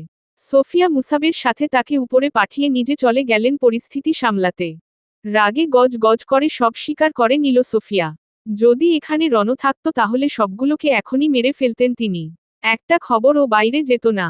রুমের দরজাটা বন্ধ হতেই আরজের ভেতরের সহনশীলতার সব বাঁধন ভেঙে যায়। আরজে এক মুহূর্ত দাঁড়িয়ে থাকে। তারপর ধীরে ধীরে ঘুরে সানার দিকে তাকায়। তার শরীর কাঁপছে রাগে, বুক উঠানামা করছে ভারী শ্বাসে। চোখ দুটোতে যেন আতারা চিহ্ন গুণ জ্বলছে, নিভু নিভু নয়, পুরো অগ্নিশিখা। চেপে ধরে রমণীকে দেওয়ালের সাথে। রুক্ষ স্বরে হিসহিসিয়ে বলে, তোমার সাহস কিভাবে হয় আমার নিষেধাজ্ঞা উপেক্ষা করার? সানা কিছু বলতে যায় কিন্তু আরজে থামিয়ে দেয়। একদম চুপ। আরজে আর একটু এগিয়ে এসে দূরত্ব মিটিয়ে নেয়। বাতাস ভারী হয়ে ওঠে। তার চোখে মুখে পাগলামো। ওই সারহাদ তোমাকে ছুঁয়েছে। তার হাত দুটো মুঠো হয়ে আছে, আঙুলগুলো এত শক্ত করে বাঁকানো যে শিরা ফুলে উঠেছে। সানা বিস্মিত চোখে তাকিয়ে, কে তাকে ছুঁয়েছে সে বুঝতেই পারছে না। রণবীর। কিন্তু না, বিপরীত পাশের মানবের তার কথায় কোন ধ্যান নাই। সে হঠাৎই দেওয়ালে ঘুষি মারে। শব্দটা ঘর কাঁপিয়ে তুলে। তারপর সানার দুই হাতের বাহু শক্ত করে ধরে নিজের দন্তপাটটি পিষে বলে, ওয়াইফি, তুমি চাইছো আমি তোমাকে চার দেওয়ালে বন্দি করি? ইউ নো হোয়াট, এখন আমি এটাই করব। আর সহ্য করতে পারল না সানা। আর যে এত জোরে তার হাত ধরেছে যেন এই মুহূর্তে চামড়া ভেদ করে নখ দেবে যাবে শরীরে। ব্যথায় বারবার কুকড়ে উঠছে রমণী। হঠাৎ ঠাস করে মেরে দিল আরজের গালে এক থাপ্পড়। এতে আরজের হাত আলগা হয়ে এলো। সানা ধাক্কা মেরে তাকে সরিয়ে দিল। স্টপ ইট রণবীর, উনি আমাকে টাচ করেনি। আমি এতটাও ভালো নই যে কোন পরপুরুষ আমাকে ছুবে আর আমি চুপ করে থাকব। রমণী কিছুপল থেমে ফের বলে, ইউ নো হোয়াট, এখন আমি কথা বলার মুডে নাই, আর না আপনি। এই বিষয়ে আমরা পরে কথা বলবো। এই বলে সানা এক কদম এগোতেই আরজে নিজের মধ্যে ফিরে আসে। সে এতক্ষণ কি করছিল বুঝতে পেরে রমণীকে পিছন থেকে জড়িয়ে ধরে। বিচলিত কণ্ঠে আওড়ায়, আম সো সরি জান, sorry my love, I'm sorry. I never mean to hurt you. I don't know, ওই সময় আমার কি হয়ে গিয়েছিল। সানা নিজের দাঁত খিঁচিয়ে আর্যের হাত ছাড়ানোর চেষ্টায়। এতে আর্যের বাঁধন আরও শক্ত হল। তার চুল সরিয়ে নরমভাবে চুমু রাখল ঘাড়ে ও গ্রীবাদেশে। সানা আবারও বলে, রণবীর লিভ মি। আর্যে তার কানের লতিতে চুমু খেয়ে কাতর কণ্ঠে আওড়ায়। I need you right now, my love. Your Ranbir needs you the most right now, please let me come down. এই বলে সানাকে ঘুরিয়ে একটানে তার জিভ খুলে দিল। রমণীর মুখ কিছু বলার পূর্বেই আর্যে হামলে পড়ে তার অধরে। ওই অবস্থায় তাকে কোলে তুলে নিয়ে যায় বেডে। পুরো কক্ষ দুই কপত কপতির শ্বাসে ভারী হয়ে ওঠে। জাওয়ান ম্যানশনের একটা রুমে সারহাদ হাঁটু গেড়ে নিচে বসে। পুরো রুমের অবস্থা বেহাল। দেখে মনে হবে কেউ তাণ্ডবলীলা চালিয়েছে। সেটা আর কেউ না, সারহাদ। সে বুকের কাছে শার্ট মুঠো করে ধরে। শ্বাস নিতে কষ্ট হচ্ছে। ঘরের বাতাস যেন ভারী লোহার মতো চেপে বসেছে। বুক উঠানামা করছে দ্রুত। কপাল বেয়ে ঘাম নামছে, নাকি চোখের ভেতরের তারা চিহ্ন গুণ গলে বের হচ্ছে বোঝা যায় না। হঠাৎ সে আবার চিৎকার করে ওঠে। দুই হাতে মাথা চেপে ধরে। আঙুলের ফাঁক দিয়ে বেরিয়ে আসে কাপা শ্বাস। কিতকাল পর রুমে প্রবেশ করে এজাজ। বসো, ফাদার আপনাকে ডাকছে। সারহাদ উঠে নিজেকে সামলে বেরিয়ে পড়ে এজাজের সাথে। আর্যের উন্মুক্ত বুকে মাথা রেখে শুয়ে আছে সানা। আর্যে এক হাতে তার মাথায় বিলি কাটছে। আর মনে মনে ভাবছে, সানাকে কোনভাবেই আর ব্ল্যাক স্পেসে নিয়ে যাওয়া যাবে না। সে নিশ্চিত ওই হায়নার দলগুলো এতক্ষণে ওখানে পৌঁছে গেছে। এখন সানাকে ব্ল্যাক ম্যানশনে নিয়ে যেতে হবে। কিন্তু রমণী যে এত সহজে রাজি হবে না সে জানে। তাই তাকে তার উপায়ে বুঝাতে হবে। লিসেন ওয়াইফি, আমরা এখান থেকে ব্ল্যাক স্পেসে যাব না, বরং তোমার ম্যানশনে যাব। সানা, তোমার শব্দটা শুনতাই তোরাক করে মাথা উঠিয়ে তার দিকে তাকায়। আমার ম্যানশন? আমার ম্যানশন আসলো কোথা থেকে? পকেটে কানাকড়ি নাই আর আপনি বলছেন ম্যানশন? মশকরা করছেন নাকি? মশকরা কেন করব, তোমার হাজবেন্ডের সবকিছু তো তোমারই। সত্যি আমার ম্যানশন? হুম। সানা কিতকাল তেরচা চোখে তাকে অবলোকন করল। আর্যের হাব ভাব বোঝার জন্য। না, আর্যে সিরিয়াস। তাই ফের বলে, মানে আপনি সত্যিই বলছেন? হুম, একদম সত্যিই ম্যাডাম। সানার চোখ খুশিতে বড় বড় হয়ে গেল। সানাকে এতটা খুশি হতে দেখে আর্যে মনে মনে কিছু একটা ভেবে বলে, আচ্ছা ওয়াইফি, আমি তোমাকে কিছু প্রশ্ন করব, তুমি একদম মন থেকে উত্তর দিবে। আচ্ছা বলুন, আজকে আপনার সব কথার উত্তর হবে। ওকে, তোমার কাছে দুটো অপশন থাকবে, তুমি যে কোন একটা সিলেক্ট করবে। Okay. First, rich or handsome. Rich. সবাই হ্যান্ডসাম চুজ করে, তুমি রিচ কেন চুজ করছো? আরে কি বলছেন কি? আমি চেহারা ধুয়ে পানি খাবো নাকি? 4 বেলা ভাত পেটে না পড়লে আমি ওই হ্যান্ডসাম দিয়ে কি করব? ওই হ্যান্ডসামের থেকে তো টাকাওয়ালা আরো ভালো। আর যে অবাক চোখে তাকে দেখল, তারপর একটা ঢোক গিলে আবারও বলে, rich or famous. Rich. Rich or. আর যে বাকিটা বলার আগেই সানা তড়িঘড়ি করে বলে, রিচ। রিচ। আরে তুমি তো বাকিটা শুনলেই না। বাকিটা শুনলেও আমি রিচই নিতাম, না শুনলে আমি রিচই নিতাম। আর যে একটা দীর্ঘশ্বাস ছেড়ে ফের শুধালো, রিচ অর সেলিব্রিটি। আর যে মনে মনে ভাবছে এবার নিশ্চয়ই তার ওয়াইফই তাকে সিলেক্ট করবে। কেননা সে এত বড় একজন সেলিব্রিটি। তার মনের কোণে ক্ষীণ আশার আলোর ওপর রমণী এক বালতি জল ফেলে বলে, রিচ।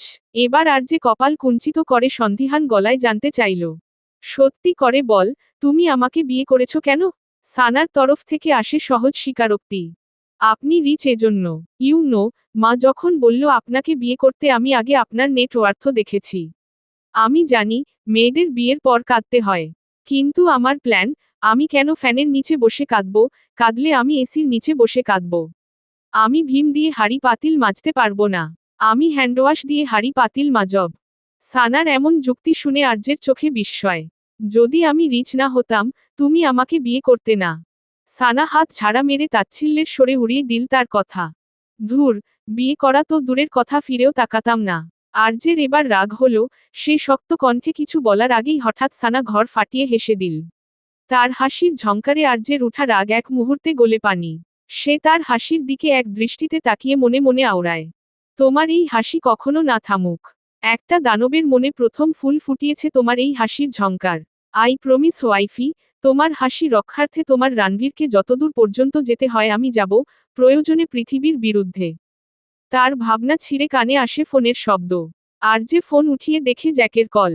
মুহূর্তে সে বোঝে যায় জ্যাক কেন কল দিয়েছে। তাই সে সানাকে রেখে তৈরি হয়ে নেয়। তার আরও কিছু কাজ আছে, সেগুলো মিটিয়ে সানাকে নিয়ে একবারে এই ম্যানশন থেকে চলে যাবে।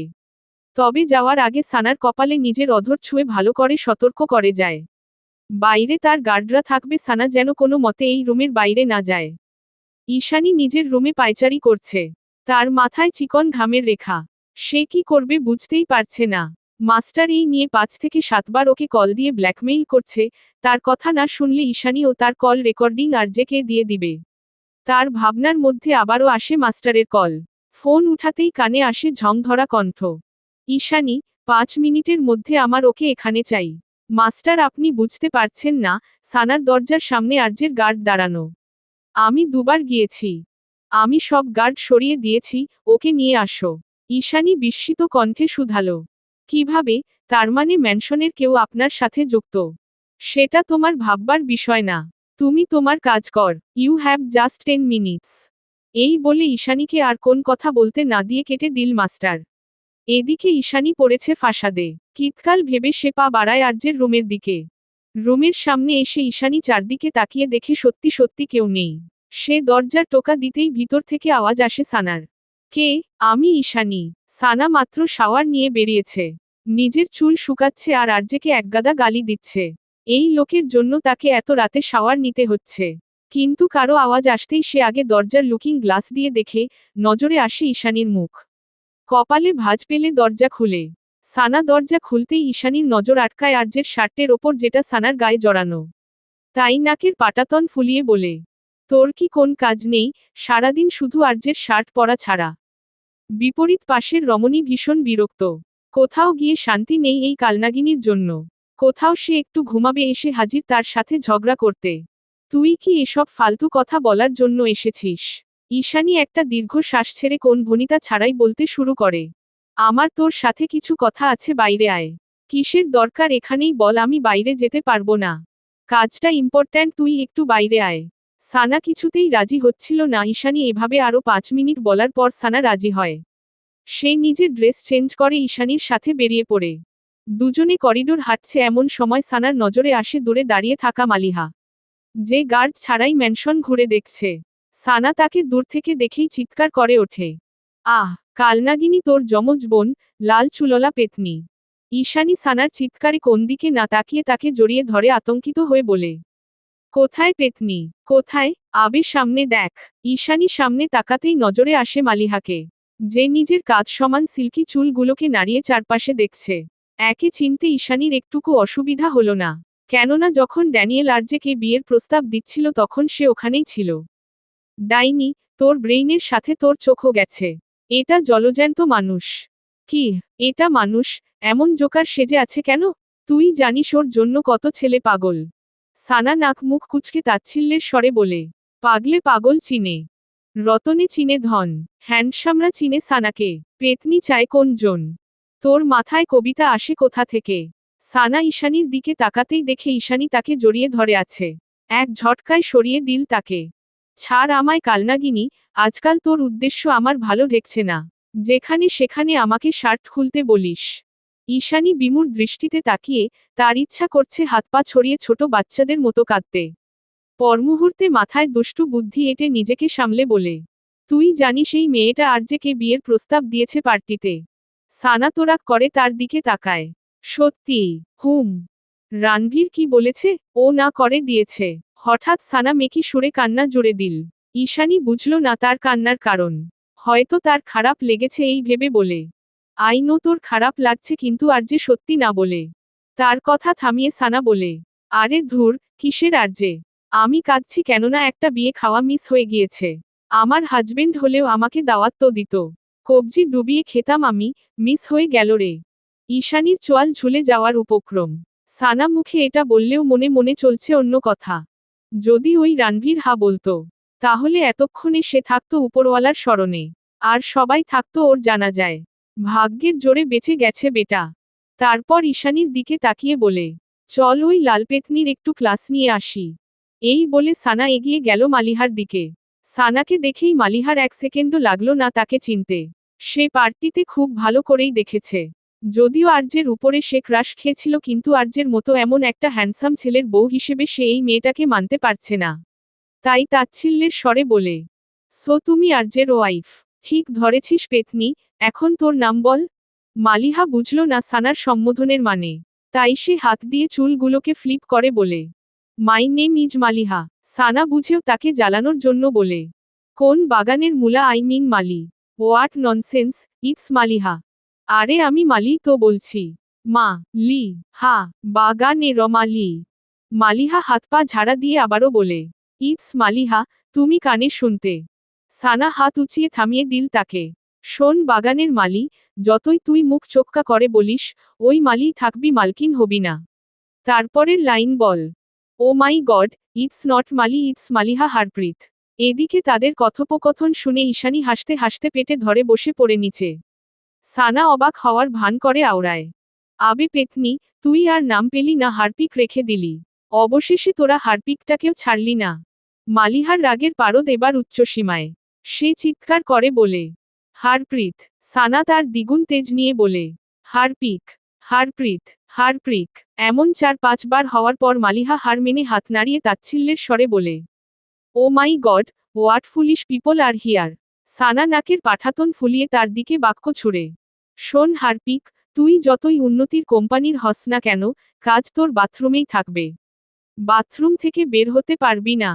তারপর সানার নজর আটকায় তার চুলে। আর মাথায় কি লাগিয়েছিস, এটা কোন সার্কাস থেকে ভাড়া এনেছিস? এমন রিয়েল রিয়েল লাগছে কেন? এই বলে সে মালিহার চুল ধরে টানতে শুরু করে। মুহূর্তে মালিহা, আহ, বলে চিৎকার করে তার হাত সরাতে চেয়েও পারছে না। You dirty girl, it's my real hair, not fake. কি হহ, রিয়েল কিভাবে হতে পারে? অসম্ভব, এগুলো কোন গ্লু দিয়ে লাগিয়েছিস? ফেবিকল নাকি সুপার গ্লু? মনে হচ্ছে পুরো ডিব্বা ঢেলে দিয়েছিস। উঠছে না কেন? এই কালনাগিনী, তুইও এসে টেনে ওঠা। মনে হচ্ছে ফ্রি ফেভিকল পেয়ে পুরো ডিব্বা ঢেলে দিয়েছে। Ah, leave my hair, otherwise I will kill you. আবে চুপ কর, এগুলোর জন্য তোকে পুরা সার্কাসের জোকার লাগছে। এই কুচুর জন্য আমি দূর থেকে তোকে পেতনি ভেবে 1 সেকেন্ডের জন্য হার্ট অ্যাটাক করিনি। মালিহা বহু কসরতে তাকে সরিয়ে আঙুল উঁচিয়ে বলে, এগুলো রিয়েল। এগুলো রিয়েল কিভাবে হতে পারে? এই কালনাগিনী, তুই একটু ভালো করে দেখ তো। ঈশানী বহু কষ্টে নিজের হাসি চেপে আওড়ায়, হ্যাঁ এগুলো রিয়েল, কালার করেছে। মানে তুই নিজে সাধে গিয়ে জোকার হয়েছিস। এদিকে মালিহা নিজের চুল ঠিক করতে ব্যস্ত হয়ে পড়ে। এবার সানার নজর আটকায় তার ড্রেসের দিকে। সে তাড়াতাড়ি নিজের চোখ ঢেকে বলে, এ বাবা, একে দেখে তো মনে হচ্ছে আমার থেকেও বড় ভিখারি। ঈশানী কপালে ভাঁজ ফেলে শুধায়, কেন? দেখ, আমার পকেট ফুটা হলেও আমার জামা কিনার তো টাকা আছে। এর তো জামা কাপড় কিনারও টাকা নাই। তাড়াতাড়ি 500 টাকা বের করে একে দে। ঈশানী তাড়াতাড়ি 2 কদম পিছনে চলে যায়। আমি কেন দিব, তুই দে। আমি তো নিজেই ফকির, তুই দে। মালিহা নিজেকে ঠিক করে সানার কথা শুনে রাগে গিজগিজ করে বলে, you middle class peoples, how dare to talking me like that. আবে, তোকে সিম্প্যাথি কি দেখিয়েছি, তুই তো একদম মাথায় উঠে গেছিস। দাঁড়া, আমি তোকে সিনারি দেখাবো এখন। সানা তার উপর হামলে পড়ার আগেই ঈশানী তার হাত আটকে টেনে পিছনে নিয়ে যায়। ডাইনি, চল এখান থেকে। কালনাগিনীর বাচ্চা, ছাড় আমায়, একে আমি সিনারি দেখাবো। ঈশানী তাকে কোনোমতে টেনে ব্যাকইয়ার্ডের দিকে নিয়ে যায়। এদিকে ঈশানী আর সানা দৃষ্টিগোচর হতেই মালিহা একটা স্বস্তির নিঃশ্বাস ফেলে মনে মনে ভাবে, কেন যে সে ড্যাডির কথা মতো গার্ড নিয়ে আসেনি। সে ঘুরতে এসে যে এমন এক পাগলের সাথে দেখা হবে কল্পনাও করতে পারেনি। তাই কোন রকমে হাই হিলের ঠকঠক আওয়াজ তুলে চলে গেল সামনে। ঈশানী সানাকে ব্যাকইয়ার্ডে রেখে 1 মিনিটের কথা বলে চলে যায়। এদিকে সানা দাঁড়িয়ে থেকে বিরক্ত, কিন্তু এই কালনাগিনীর আসার নামই নেই। অথচ সানা খেয়াল করল না, দূর থেকে একজোড়া নীলচোখ তাকে দেখে ঠোঁটে ক্রূর হাসি ঝুলিয়ে বন্দুক নিয়ে তার দিকে এগিয়ে আসছে। জাওয়ান ম্যানশনের সবচেয়ে বড় কক্ষ সোফিয়ার। ছাদের উঁচু কারুকাজে ঝুলে থাকা ঝাড়বাতিটার নিস্তব্ধ আলো, দেয়ালের গাঢ় রঙিন ভেলভেট পর্দা, ইতালিয়ান মার্বেলের মেঝে, আর দূরে রাখা পুরনো গ্র্যান্ড পিয়ানো, সব মিলিয়ে ঘরটা রাজকীয়। অথচ রাজকীয়তার নিচে জমে আছে বিষণ্ণ আগুন। ঘরের 2 প্রান্তে দুটো বিপরীতমুখী সোফা। একটাতে বসে আরজে নির্বিকার চিত্তে, অন্যটায় সোফিয়া, ক্যামেরার সামনে থাকা মুখ সেখানে নেই। আরজের এমন ভাব সোফিয়াকে ভিতর থেকে আরও বেশি বিষিয়ে তুলছে। কয়েক সেকেন্ডের নীরবতা কেটে প্রথম সোফিয়া হিসহিসিয়ে বলে, তুমি কেন সানাকে পার্টিতে সবার সামনে আনলে, রণ? আরজে সামান্য সামনে ঝুঁকে বসে, চোখ না নামিয়েই তাকায় মায়ের দিকে। ঠান্ডা স্বরে আওড়ায়, কারণ ওখানেই ওর জায়গা, ঠিক আমার পাশে। সোফিয়ার চোখে ক্ষণিকের জন্য বিস্ময়, তারপরই তারা চিহ্নগুণ ঠোঁট শক্ত করে চেপে ধরে বলে, তুমি ভুলে যাচ্ছ আমাদের ডিল, আর যে তাচ্ছিল্যের সাথে বলে। ডিল? সোফিয়া চিৎকার করে ওঠে। হ্যাঁ হ্যাঁ ডিল, তুমি নিজেই বলেছিলে সানাকে কখনো সামনে আনবে না, ওকে গুরুত্ব দেবে না। তোমার জীবন, তোমার পরিচয় সব থাকবে পরিষ্কার। তুমি আমার পরিচয় থাকবে সোফিয়া জাওয়ানের ছেলে রণবীর জাওয়ান, দা জে বি কিং হয়ে। আরজের ঠোঁটে হালকা হাসি খেলে গেল, সোফিয়ার মতো করেই বলে, ডিলে এটাও ছিল, তুমি কোনোদিনও আমার স্ত্রীর দিকে হাত বাড়াবে না। কিন্তু আমার ফ্ল্যাট থেকে শুরু করে প্রতিটা জায়গায় তুমি নিজের আধিপত্য চালিয়েছ। তাই আজ থেকে না ডিল থাকবে আর না সানা আড়ালে থাকবে। শব্দগুলো ছুরির মতো বিঁধে সোফিয়ার কানে। সে উঠে দাঁড়ায়, ধীরে এগিয়ে যায় আরজের দিকে। শান্ত স্বরে জিজ্ঞেস করে, তুমি জানো এর ফল কি হতে পারে? আরজে উঠে দাঁড়ায় না, বরং আরও স্বচ্ছন্দে বসে পড়ে। আই নো, ও তোমার দুর্বলতা, আর দুর্বলতা দিয়ে সাম্রাজ্য টেকে না, রণ। দুর্বলতা ধীরে ধীরে মানুষকে নিঃশেষ করে দেয়, যেমনটা আমার মায়ের সাথে হয়েছে। এবার আরজে দাঁড়িয়ে গর্জে ওঠে, she is not my weakness, she is my world. আজ থেকে তোমার আর আমার রাস্তা আলাদা। এই বলে আরজে দরজার দিকে এক পা এগোতেই পিছন থেকে সোফিয়া ঠোঁটের কোণে কুটিল হাসি ফুটিয়ে বাক্য ছুড়ে, ইউ নো, আমি যাকে চাই তাকেই জেবি কিং বানাতে পারি, আর তুমি জেবি ছাড়া কিছুই না। যদি তুমি ওই মেয়েটাকে বেছে নাও তাহলে তোমাকে জেবি ছাড়তে হবে, সাথে ক্ষমতা তাও। সোফিয়া ভেবেছিল তার এমন হুমকিতে আরজে নিশ্চয় জেবিকে চাইবে। কিন্তু ভাবনাকে মিথ্যা প্রমাণ করে দিয়ে বিপরীত পাশের মানব থেকে এসেছে অট্টহাসি। আরজে ধীরে ফিরে তাকায়, চোখে কোনো দ্বিধা নেই, নেই আবেগের কাঁপুনি। আছে শুধু এক ভয়ঙ্কর নিশ্চয়তা। ঠান্ডা হেসে প্রত্যুত্তর করে, let me tell you one secret, Momo. সোফিয়ার কপালে ভাঁজ পড়ে, জিজ্ঞাসু দৃষ্টিতে তাকায় তার দিকে। আরজে ফের বলে, তুমি এতদিন যাকে খুঁজছ, যাকে ধরতে পারোনি, যার নাম শুনলেই ইউরোপের মাফিয়া সার্কিটে আলো নিভে যায়। Black hunter. তারপর ঠোঁটে বাঁকা হাসি ঝুলিয়ে হিসহিসিয়ে বলে, I'm the black hunter, not the J B king, the mafia king. বিস্ময় সোফিয়ার চোখ বড় হয়ে গেল, যেন হঠাৎ করে তার সামনে থেকে মেঝে সরে গেছে।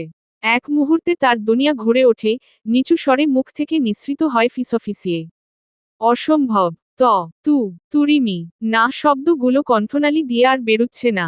কেমন গলা ধরে আসছে তার। মুখ থেকে বেরুচ্ছে অবিশ্বাস আর অস্বীকারের মাঝখানে ঝুলে থাকা এক শ্বাস। আর যে এক পলক তাকালো মায়ের দিকে। সেই দৃষ্টিতে বিজয় নেই, নেই দম্ভ, আছে কেবল নির্মম সত্য। তুমি যাকে নিয়ন্ত্রণ করছো ভেবে এত বছর ধরে দাবার বোর্ড সাজালে, সে নিজেই বোর্ডের ছায়া হয়ে দাঁড়িয়েছিল। আফসোস তোমার বুঝতে দেরি হয়েছে। সোফিয়ার পা কেঁপে উঠল, তার আঙুলের শক্তি ছেড়ে দিল। সে কোনোমতে সোফায় বসে পড়ে। শরীরটা যেন হঠাৎ বুড়ো হয়ে গেছে। মস্তিষ্কে একসাথে ভেঙে পড়ছে সব হিসাব, সব গোপন ফাইল, সব অদৃশ্য সুতো। তার সামনের মানব তার হাতে গড়া রণ নয়, বরং এমন একজন, যাকে সে কোনোদিন পুরোটা চিনতে পারেনি। আর যে ধীর পায়ে হেঁটে হাঁটু গেড়ে বসে সোফিয়ার সামনে। গম্ভীর কণ্ঠে শুধালো, বিয়ের প্রথম দিন যখন তুমি সানাকে মারার জন্য লোক পাঠিয়েছিলে, ঠিক সেদিন থেকেই এই ব্ল্যাক হান্টারের যাত্রা শুরু। কেননা আমি জানতাম, আমি সানাকে চাইলে তুমি জেবি কেড়ে নিবে। বাই দা ওয়ে, আজ থেকে তোমার সাথে আমার সম্পর্ক শুধু একটাই। আর যে একটু থেমে ফের বলে, মা আর ছেলে, এর বাইরে কিছু না, না বিজনেস, না ক্ষমতা, না তারা চিহ্নতের চুক্তি, কিছুই না। ব্যাস কথা শেষ। আর যে ওঠে দাঁড়ায়। দরজা খুলে বাইরে চলে যায়। ঘরের ভেতর শুধু ঝাড়বাতির আলো আর এক নারীর শ্বাস। সোফিয়া জাওয়ান, যিনি ক্ষমতার রাজ্য বানিয়েছেন ভয় দিয়ে। আজ প্রথমবার বুঝলেন, সবচেয়ে ভয়ঙ্কর শিকারটা তিনি নিজেই জন্ম দিয়েছেন। আর যে সোফিয়ার কক্ষ থেকে বের হয়ে দেখে করিডোরের অন্য পাশ থেকে সারহাদ, ড্যানিয়েল ও তার গার্ডরা আসছে। মুহূর্তে আরজের মনে পড়ে যায় পার্টিতে সারহাদের কর্মকাণ্ড। নিজের চোয়াল শক্ত করে এগিয়ে যায় সারহাদের দিকে। সারহাদ ড্যানিয়েলের সাথে কথা বলছে কিছু একটা নিয়ে, হঠাৎ আরজে তার কলার টেনে ধরে তারা চিহ্ন তোচক্ষু নিয়ে নিজের দন্ত পার্টি পিষে বলে, কুত্তার বাচ্চা, তোর সাহস কিভাবে হলো আমার বউকে টাচ করার? সারহাদ ঝটকা মেরে তার হাত সরিয়ে ঠোঁটের কোণে বাঁকা ঝুলিয়ে বলে, যেটা ভবিষ্যতে তোর থাকবে না সেখানে আমার শব্দটা নিরর্থক। আর যে সারহাদের উপর হামলে পড়ার আগেই পিছনে থাকা এজাজ আরজের দিকে বন্দুক তাক। এক ন্যানো সেকেন্ডের মধ্যে এজাজের মাথায় বন্দুক ঠেকায় জ্যাক। ড্যানিয়েল ইশারা করতেই তার পিছনের গার্ডগুলো তাদের দিকে রাইফেল ওঠায়। ঠিক এমন মুহূর্তে ড্যানিয়েলের কানে আসে পিছন থেকে মালিহার কণ্ঠস্বর।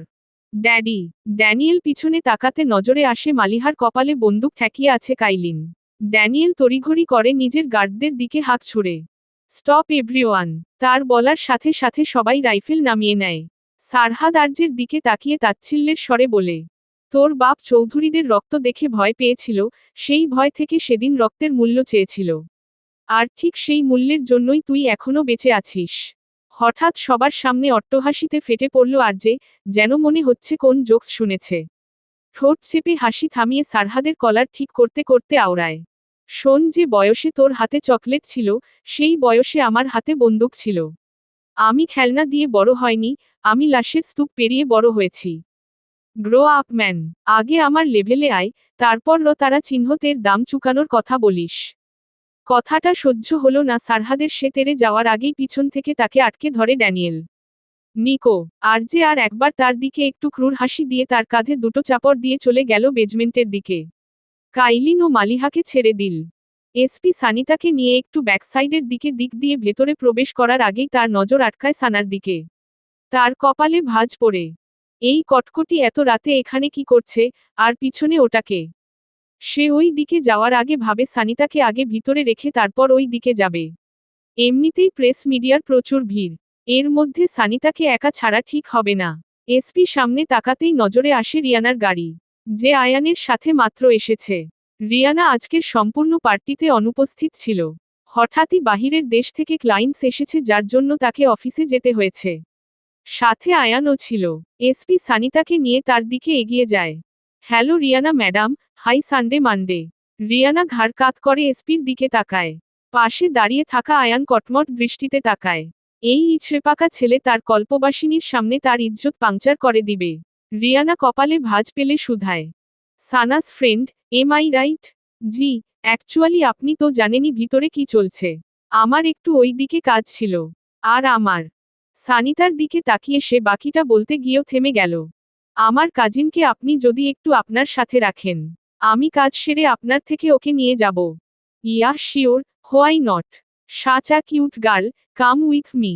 সানিতা রিয়ানার সাথে চলে যায়। তারা দৃষ্টিগোচর হতেই এসপি এগিয়ে যায় ব্যাকইয়ার্ডের দিকে। সানার ঠিক পিছনে দাঁড়িয়ে আছে মাস্টার, সে এতটা নিঃশব্দে হেঁটে এসেছে যে একটা পিন পতন আওয়াজও হয়নি। এদিকে রমণীর দাঁড়িয়ে থেকে ঘুম আসছে। আর মনে মনে বলছে, আর ঠিক 10 সেকেন্ডের মধ্যে ওই কালনাগিনী না আসলে আমি ভিতরে চলে যাব। হঠাৎ তার ভাবনা চিরে কানে আসে এসপির কণ্ঠস্বর, পেস্টি তোর পিছনে এটাকে? এসপি বলতে দেরি সানা পিছন ফিরারও সময় পায়নি, তার আগেই মাস্টার তার এক হাত মুচড়ে পিছনে চেপে ধরে। বন্দুক ঠেকায় তার মাথায়। অদূরে দাঁড়িয়ে থাকা এসপি হাতমুষ্টি বদ্ধ করে দাঁত খিচিয়ে বলে, কুত্তার বাচ্চা ছাড় ওকে। এসপির কথা থামিয়ে মাস্টার নিজের ইলেকট্রনিক বয়েজে আদেশ ছুড়ে নিল, down right now, otherwise I'll shoot her. এই বলে সে সানার হাত আরও জোরে মুচড়ে ধরে। রমণীর মুখ থেকে বের হয় ব্যথিত শব্দ। আহ! মাস্কের নিচে মাস্টারের ঠোঁটের কোণে ফুটে ওঠে বিজয়ী হাসির রেশ। এসপি আর এক মুহূর্ত কালবিলম্ব না করে দুই হাত পরাজয়ের ভঙ্গিতে উঁচিয়ে হাঁটু গেড়ে বসে পড়ে নিচে। চোখে তারা চিহ্ন গুণ নিয়ে তাকিয়ে আছে মাস্টারের দিকে। এদিকে সানা নিজের হাত ছুটানোর চেষ্টায়, আর মুখে বলে, দেখ কুত্তা, ছাড় আমায়, না হয় রানভীর তোকে প্রাণে মেরে দিবে। মাস্টার তার কানের কাছে ঝুঁকে বলে, আর্যের প্রাণভোমরাকেই তো মারতে এসেছি। এসপি কিছু বলার আগেই মাস্টার তাকে থামিয়ে দেয়। Hush, if a single word comes out of your mouth, she will die even sooner. SP গিলে নিল তার কথা খানা, কেননা তার একটা ভুল পদক্ষেপ সানার জীবনের জন্য ঝুঁকি হয়ে দাঁড়াবে। সানার এমন মুচড়ামুচড়ি দেখে মাস্টার বিরক্ত হয়ে বলে, চুপচাপ দাঁড়িয়ে থাকো, না হয় তোমার আগে ওকে মারব। ওর কিছু হলে কুত্তা আমি তোকে মেরাই ফেলব। You know what baby girl, I like this tone, get ready to die. SP সব ভুলে ওঠে আসার আগেই সানা চোখ দিয়ে ইশারা করে। মাস্টার নিজের গান লোড করে তাক করতেই সানার মাথায় দুষ্টু বুদ্ধি খেলে গেল, মনে মনে বলে, সানা এভাবে কাজ হবে না, সোজা আঙ্গুলে ঘি না উঠলে আঙ্গুল বাঁকাতে হবে। এর মতো কত হাজার ঘিয়ের ডিব্বা থেকে আমি পুরো কবজি ঢুকিয়ে ঘি বের করে নিয়ে এসেছি, এ কোন ক্ষেতের মূলা। এই ভেবে সে মুহূর্তে মেকি কান্না জুড়ে দিল। আচানক সানার কান্নায় মাস্টার অনেকটা চমকে ওঠে। সে বুঝল না রমণীর এমন কান্নার মানে, কিন্তু সামনে হাঁটু গেড়ে বসে থাকা এসপি ঠিকই বুঝেছে। এই কটকটি যে তার অ্যাক্টিং শুরু করে দিয়েছে। সানা কাঁদতে কাঁদতে বলে, জোম বাবাজি আপনি এত তাড়াতাড়ি চলে এলেন আমার কাছে। মনে হচ্ছে অনেক তাড়া আপনার। আপনি একটু সিরিয়াল রিচেক করে দেখুন না, ওখানে আমার সিরিয়াল আরও পড়ে আছে। হোয়াট ননসেন্স, কিসের জম? কি হহ, তুই জম না, আচ্ছা যেই হোস না কেন, মেরে ফেল আমায়। এমন একটা জীবন রেখে কি লাভ বল আমায়, যেখানে 20 বছরে লাইফের ওয়ান এন্ড অনলি ড্রিমই পূরণ করতে পারিনি। আমি এখনো কারোরপতি হতে পারি নাই রে, আর তুই মারতে চলে এলি। আব্বে ছাড় আমায়। এই বলে সে নিজেকে ছাড়ানোর সাথে সাথেই মাস্টারের গান পয়েন্টে এসে পড়ে এসপি। মাস্টার তার দিকে বন্দুক তাক করে বলে, কারোরপতি? হা হা crorepati, the one and only dream of my whole life. কিন্তু দেখ আজকে লাইফের শেষ মুহূর্তে এসেও আমার স্বপ্ন পূরণ হলো না রে।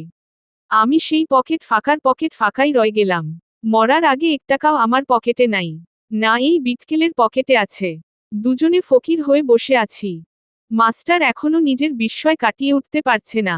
এমন সিরিয়াস মোমেন্টে একটা মেয়ে এভাবে কিভাবে বলতে পারে। সে কিছু বলার জন্য মুখ খুলতেই সানা হাত উঁচিয়ে থামিয়ে দিল। আজকে আমায় আটকাবি না, উপরওয়ালার কাছে যাওয়ার আগে আমায় বলতে দে। আজ আমি মন খুলে বলবো। Listen baby girl, you have no time. আবে রাখো তোর টাইম তোর পকেটে। জেলের কদিকেও মারার আগে জিজ্ঞেস করে তার শেষ স্বপ্ন কি। আর আমি তো দুষ্ট, মিষ্টি, কৃষ্টি মানে কিউট একটা বাচ্চা মেয়ে। বল আমার তো স্বপ্ন থাকতে পারে। মরার আগে আমার একটাই স্বপ্ন, আমি আমার ব্যাংকে কোটি কোটি টাকা দেখতে চাই। এই জীবনে শুধু কারোরপতির স্বপ্ন দেখেই গেলাম হলাম আর কই। জীবন আমার বেদনায় ভরা। দেখ এত বেদনায় যে চোখে পানিও আসছে না। আসবে কিভাবে বল? পকেট ভর্তি টাকা হলে তো চোখ ভর্তি পানি থাকতো। দেখ পকেটও ফাঁকা চোখও। এই বলে সে পকেটে হাত দেয়। তার পরনে আর্যের ফ্যাশনেবল স্কিনি প্যান্ট ও হুডি। আর্যের রুমে তার কোন ড্রেস ছিল না বলে সে এটা পরেছে। কিন্তু প্যান্টে কোন পকেট না দেখে তার কান্না আরও এক ধাপ বেড়ে গেল। দেখ, কিভাবে কারোরপতি হব, আমার তো টাকা রাখার জন্য পকেটই নাই। কতটা ফকির হলে বল এমনটা হতে পারে? এমন একটা ভিখারিকে মেরে তোর কি লাভ হবে? আমায় বল। এই বলে সানা হেত হেত করে নিজের নাক টেনে ভালো করে ঝেড়ে কিছু বের হচ্ছে না তাও 1 মিনিট লাগিয়ে নাক টেনে তারপর সেগুলাকে মাস্টারের কালো করতে মুছে ফেলল। মাস্টার একটা বিস্ময় কাটিয়ে না উঠতেই তার সাথে একই হয়ে গেল। সে মুহূর্তেই নাক মুখ কুঁচকে নিজের পোশাক দেখে সানার দিকে তাকাতেই সানা বলে, টাকার জন্য টিস্যু কিনতে পারছি না, স্টপ মাইন্ড। সে বুঝল না রমণীর কথার মানে। Stop mind. বসে থাকা এসপি হাত মাথার পিছনে রেখে তার দিকে তাকিয়ে বলে, আবে নেভার মাইন্ড বলছে, নেভার মাইন্ড। সানা আরো জোরে জোরে মেকি কান্না করে এক হাতে নিজের চেহারা ঢেকে এসপির দিকে তাকিয়ে ইশারা করে কিছু বলার আগেই ঠিক এসপির পাশে 2টা গুলি চলে মাস্টারের সাইলেন্সার লাগানো বন্দুক থেকে। রমণী চমকে তার দিকে তাকায়। বেবি গার্ল, চালাকি করার একদম চেষ্টা করবে না। তাহলে চৌধুরী শেষ। শালা তুই আমাকেও জানিস। তুই কেন তোর পুরো 14 গোষ্ঠীকে জানি। আবার সানার দিকে তাকিয়ে বলে, and you baby girl keep talking. Sana নিজের নাকের পাঠাতন ফুলিয়ে আঙ্গুল উঁচিয়ে হুঙ্কার ছুড়ে, কুত্তা তোর আমাকে মানুষ মনে হয় নাকি রেডিও, নাকি 1900 ঘুরকা সালের টেপ রেকর্ডার? চালিয়ে দিলি আর হয়ে গেল। বাপের বাড়ির আবদার পেয়েছিস নাকি? আমি নিজের একমাত্র জামাইয়ের কথা শুনি না। আর তুই কোন ক্ষেতের মূলা? আরে! সানার কথা থেমে যায় যখন মাস্টারের গান থেকে আরও একটা গুলি গিয়ে এসপির আঙ্গুলের ফাঁক দিয়ে বের হয়। আর একটুর জন্য তার মাথায় লাগেনি। কিন্তু উত্তপ্ত বুলেটের কারণে এসপির আঙ্গুল অনেকটা পুড়ে গেছে। এসপি ব্যথায় দাঁত খিঁচিয়ে নিয়েছে। এটা দেখে সানা আরও রেগে আওড়ায়। কুত্তা তোর সাহস কিভাবে হলো ওকে গুলি করার? মাস্টার তার প্রত্যুত্তরে ঠান্ডা স্বরে বলে, হুস শস, কেউ আমার সাথে চড়া গলায় কথা বলুক এটা আমার একদম পছন্দ না। আর তোমার কথা থামলে ওর নিঃশ্বাস থেমে যাবে। নাও ডিসিশন ইজ ইউর। এদিকে সানা মনে মনে হাজারখানেক গালি দেয় মাস্টারকে। যদি এসপি গান পয়েন্টে না থাকতো তাহলে সে এর নাকশি ফাটিয়ে এখান থেকে পালাতো। তাই যতক্ষণ না অন্য কোন প্ল্যান করছে এই মাস্টারকে তার কথায় ব্যস্ত রাখতে হবে। তাই সে আবারও বকবক করতে শুরু করে। আর মাস্টার একমনে তার উদ্দেশ্য ভুলে তার কথা শুনছে সাথে মনে মনে ভাবে, যে বি কিং এমন একটা পাগলের জন্য এতটা উতলা। But I have no option baby girl. এদিকে ঈশানী সানার রুমের সামনে গত আধা ঘন্টা ধরে পায়চারি করেই চলছে। তার দম আটকে আসছে, হাতগুলো ঘামিয়ে গিয়েছে। মনে মনে একটাই দোয়া করছে, উপরওয়ালা ওই ডাইনিটার যেন কিছু না হয়। ওর কিছু হয়ে গেলে আমাকে কালনাগিনী বলবে কে? আমি কার সাথে ঝগড়া করব? আরজে আসছে না কেন? আসলেই আমি ওকে বলবো। উপরওয়ালা প্লিজ এবারের মতো ডাইনিটাকে বাঁচিয়ে দাও। এই বলে সে তার নখ কামড়ে আবারও পায়চারি শুরু করে দিয়েছে। মূলত ঈশানী আজকের পার্টিতে আরও বেশি বুঝতে পেরেছে আর যে আর কখনো তার হবে না, তাই সে এখন লাইফে মুভ অন করতে চায়। আর সময়টাও তো কম দেরি নয়, প্রায় 6 থেকে 7 বছর হয়ে গিয়েছে। চিন্তায় তার মাথা ফেটে যাচ্ছে। এদিকে জ্যাক ও কাইলিন কেউ দেখছে না। দেখলে তাদেরকে বলবে। একবার ভাবছে ব্যাকইয়ার্ডে গিয়ে দেখবে কিনা। না, তার সাহসে দিচ্ছে না। আরজের গার্ডগুলোকেও দেখছে না।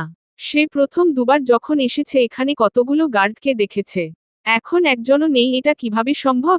ফের মনে মনে আওড়ায়। নিশ্চয়ই ম্যানশনের ভেতরের কেউ মাস্টারের সাথে যুক্ত। কিছুক্ষণ পর ঈশানীর নজরে পড়ে আরজে আসছে। সে এক দৌড়ে তার কাছে যায়। আরজে কপালে ভাঁজ ফেলে তাকায়। ঈশানী তড়িঘড়ি করে বলে ওঠে। আর যে ওই ডাইনি মানে সানাকে আমি ব্যাকইয়ার্ডের দিকে যেতে দেখেছি।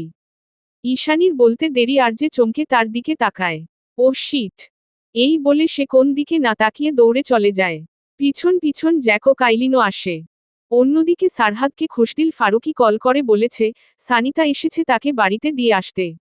তাই সারহাদ সানিতাকে খোঁজার জন্য বাহিরে আসে। আরজে দৌড়ে ব্যাকইয়ার্ডের দিকে আসতেই অদূরে দাঁড়িয়ে থাকা মাস্টারের এটা নজরে পড়ে যায়। সে এক ন্যানো সেকেন্ডও দেরি না করে মুহূর্তে নিজের লোড করা গান তাক করে সানার দিকে। ঠাস! তার বন্দুক চালাতে দেরি এসপি সানাকে এক টান দিয়ে সরাতে দেরি হয় নাই। সে মাস্টারের বন্দুকের দিকেই তাকিয়েছিল, সুযোগ পেলেই এটাকে লোপে নিবে। সে সানাকে সরিয়েছে ঠিকই, কিন্তু গুলি বিঁধে যায় তার বাহুতে। আর টানের সাথে সানা পড়ে যায় নিচে। মাস্টার আর এক মুহূর্ত বিলম্ব না করে নিজের হেলমেটের গ্লাস লাগিয়ে পিছনে থাকা কাওয়াসাকি বাইকে উঠে যায়। পিছনে জ্যাক ও কাইলিন সমানে গুলি ছুড়তে থাকে। আরজের কোন দিকে খেয়াল নেই, সে এক নিঃশ্বাসে ছুটে যায় সানার দিকে। সারহাদ গুলির শব্দে এগিয়ে এসে এটা দেখা মাত্রই এক ন্যানো সেকেন্ডও দেরি না করে নিজের গাড়িতে উঠে মাস্টার পিছনে ছুটে যায়। আরজে সানাকে তুলে তার গালে গলায় হাত রেখে বিচলিত কণ্ঠে জানতে চায়। Are you all right my love? Are you okay? তোমার কোথাও লাগেনি তো? তার গলা কাঁপছে, গুলি বেরুতে দেখেই যেন তার আত্মা কণ্ঠনালীতে পৌঁছে গেছে। সানা তড়িঘড়ি করে বলে। রানভীর, আমি ঠিক আছি, কিন্তু এসপি। আরজের কানে শুধু আসে আমি ঠিক আছি। সে একটা স্বস্তির শ্বাস ছেড়ে জ্যাক ও কাইলিনের দিকে তাকায়। রুক্ষ স্বরে আদেশ ছুড়ে। Jack, take care of her. RJ এক সেকেন্ডও দেরি না করে ব্যাকইয়ার্ডের গ্যারেজ থেকে নিজের বাইক নিয়ে বেরিয়ে পড়ে মাস্টারের পিছনে। পরপর কতগুলো সাব ও ইউএসবিও বের হয় জওয়ান ম্যানশন থেকে। সামনে মাস্টারের কাওয়াসাকি আর পিছনে আরজের ব্ল্যাক ফ্যান্টম ও সারহাদের মার্সিডিজ।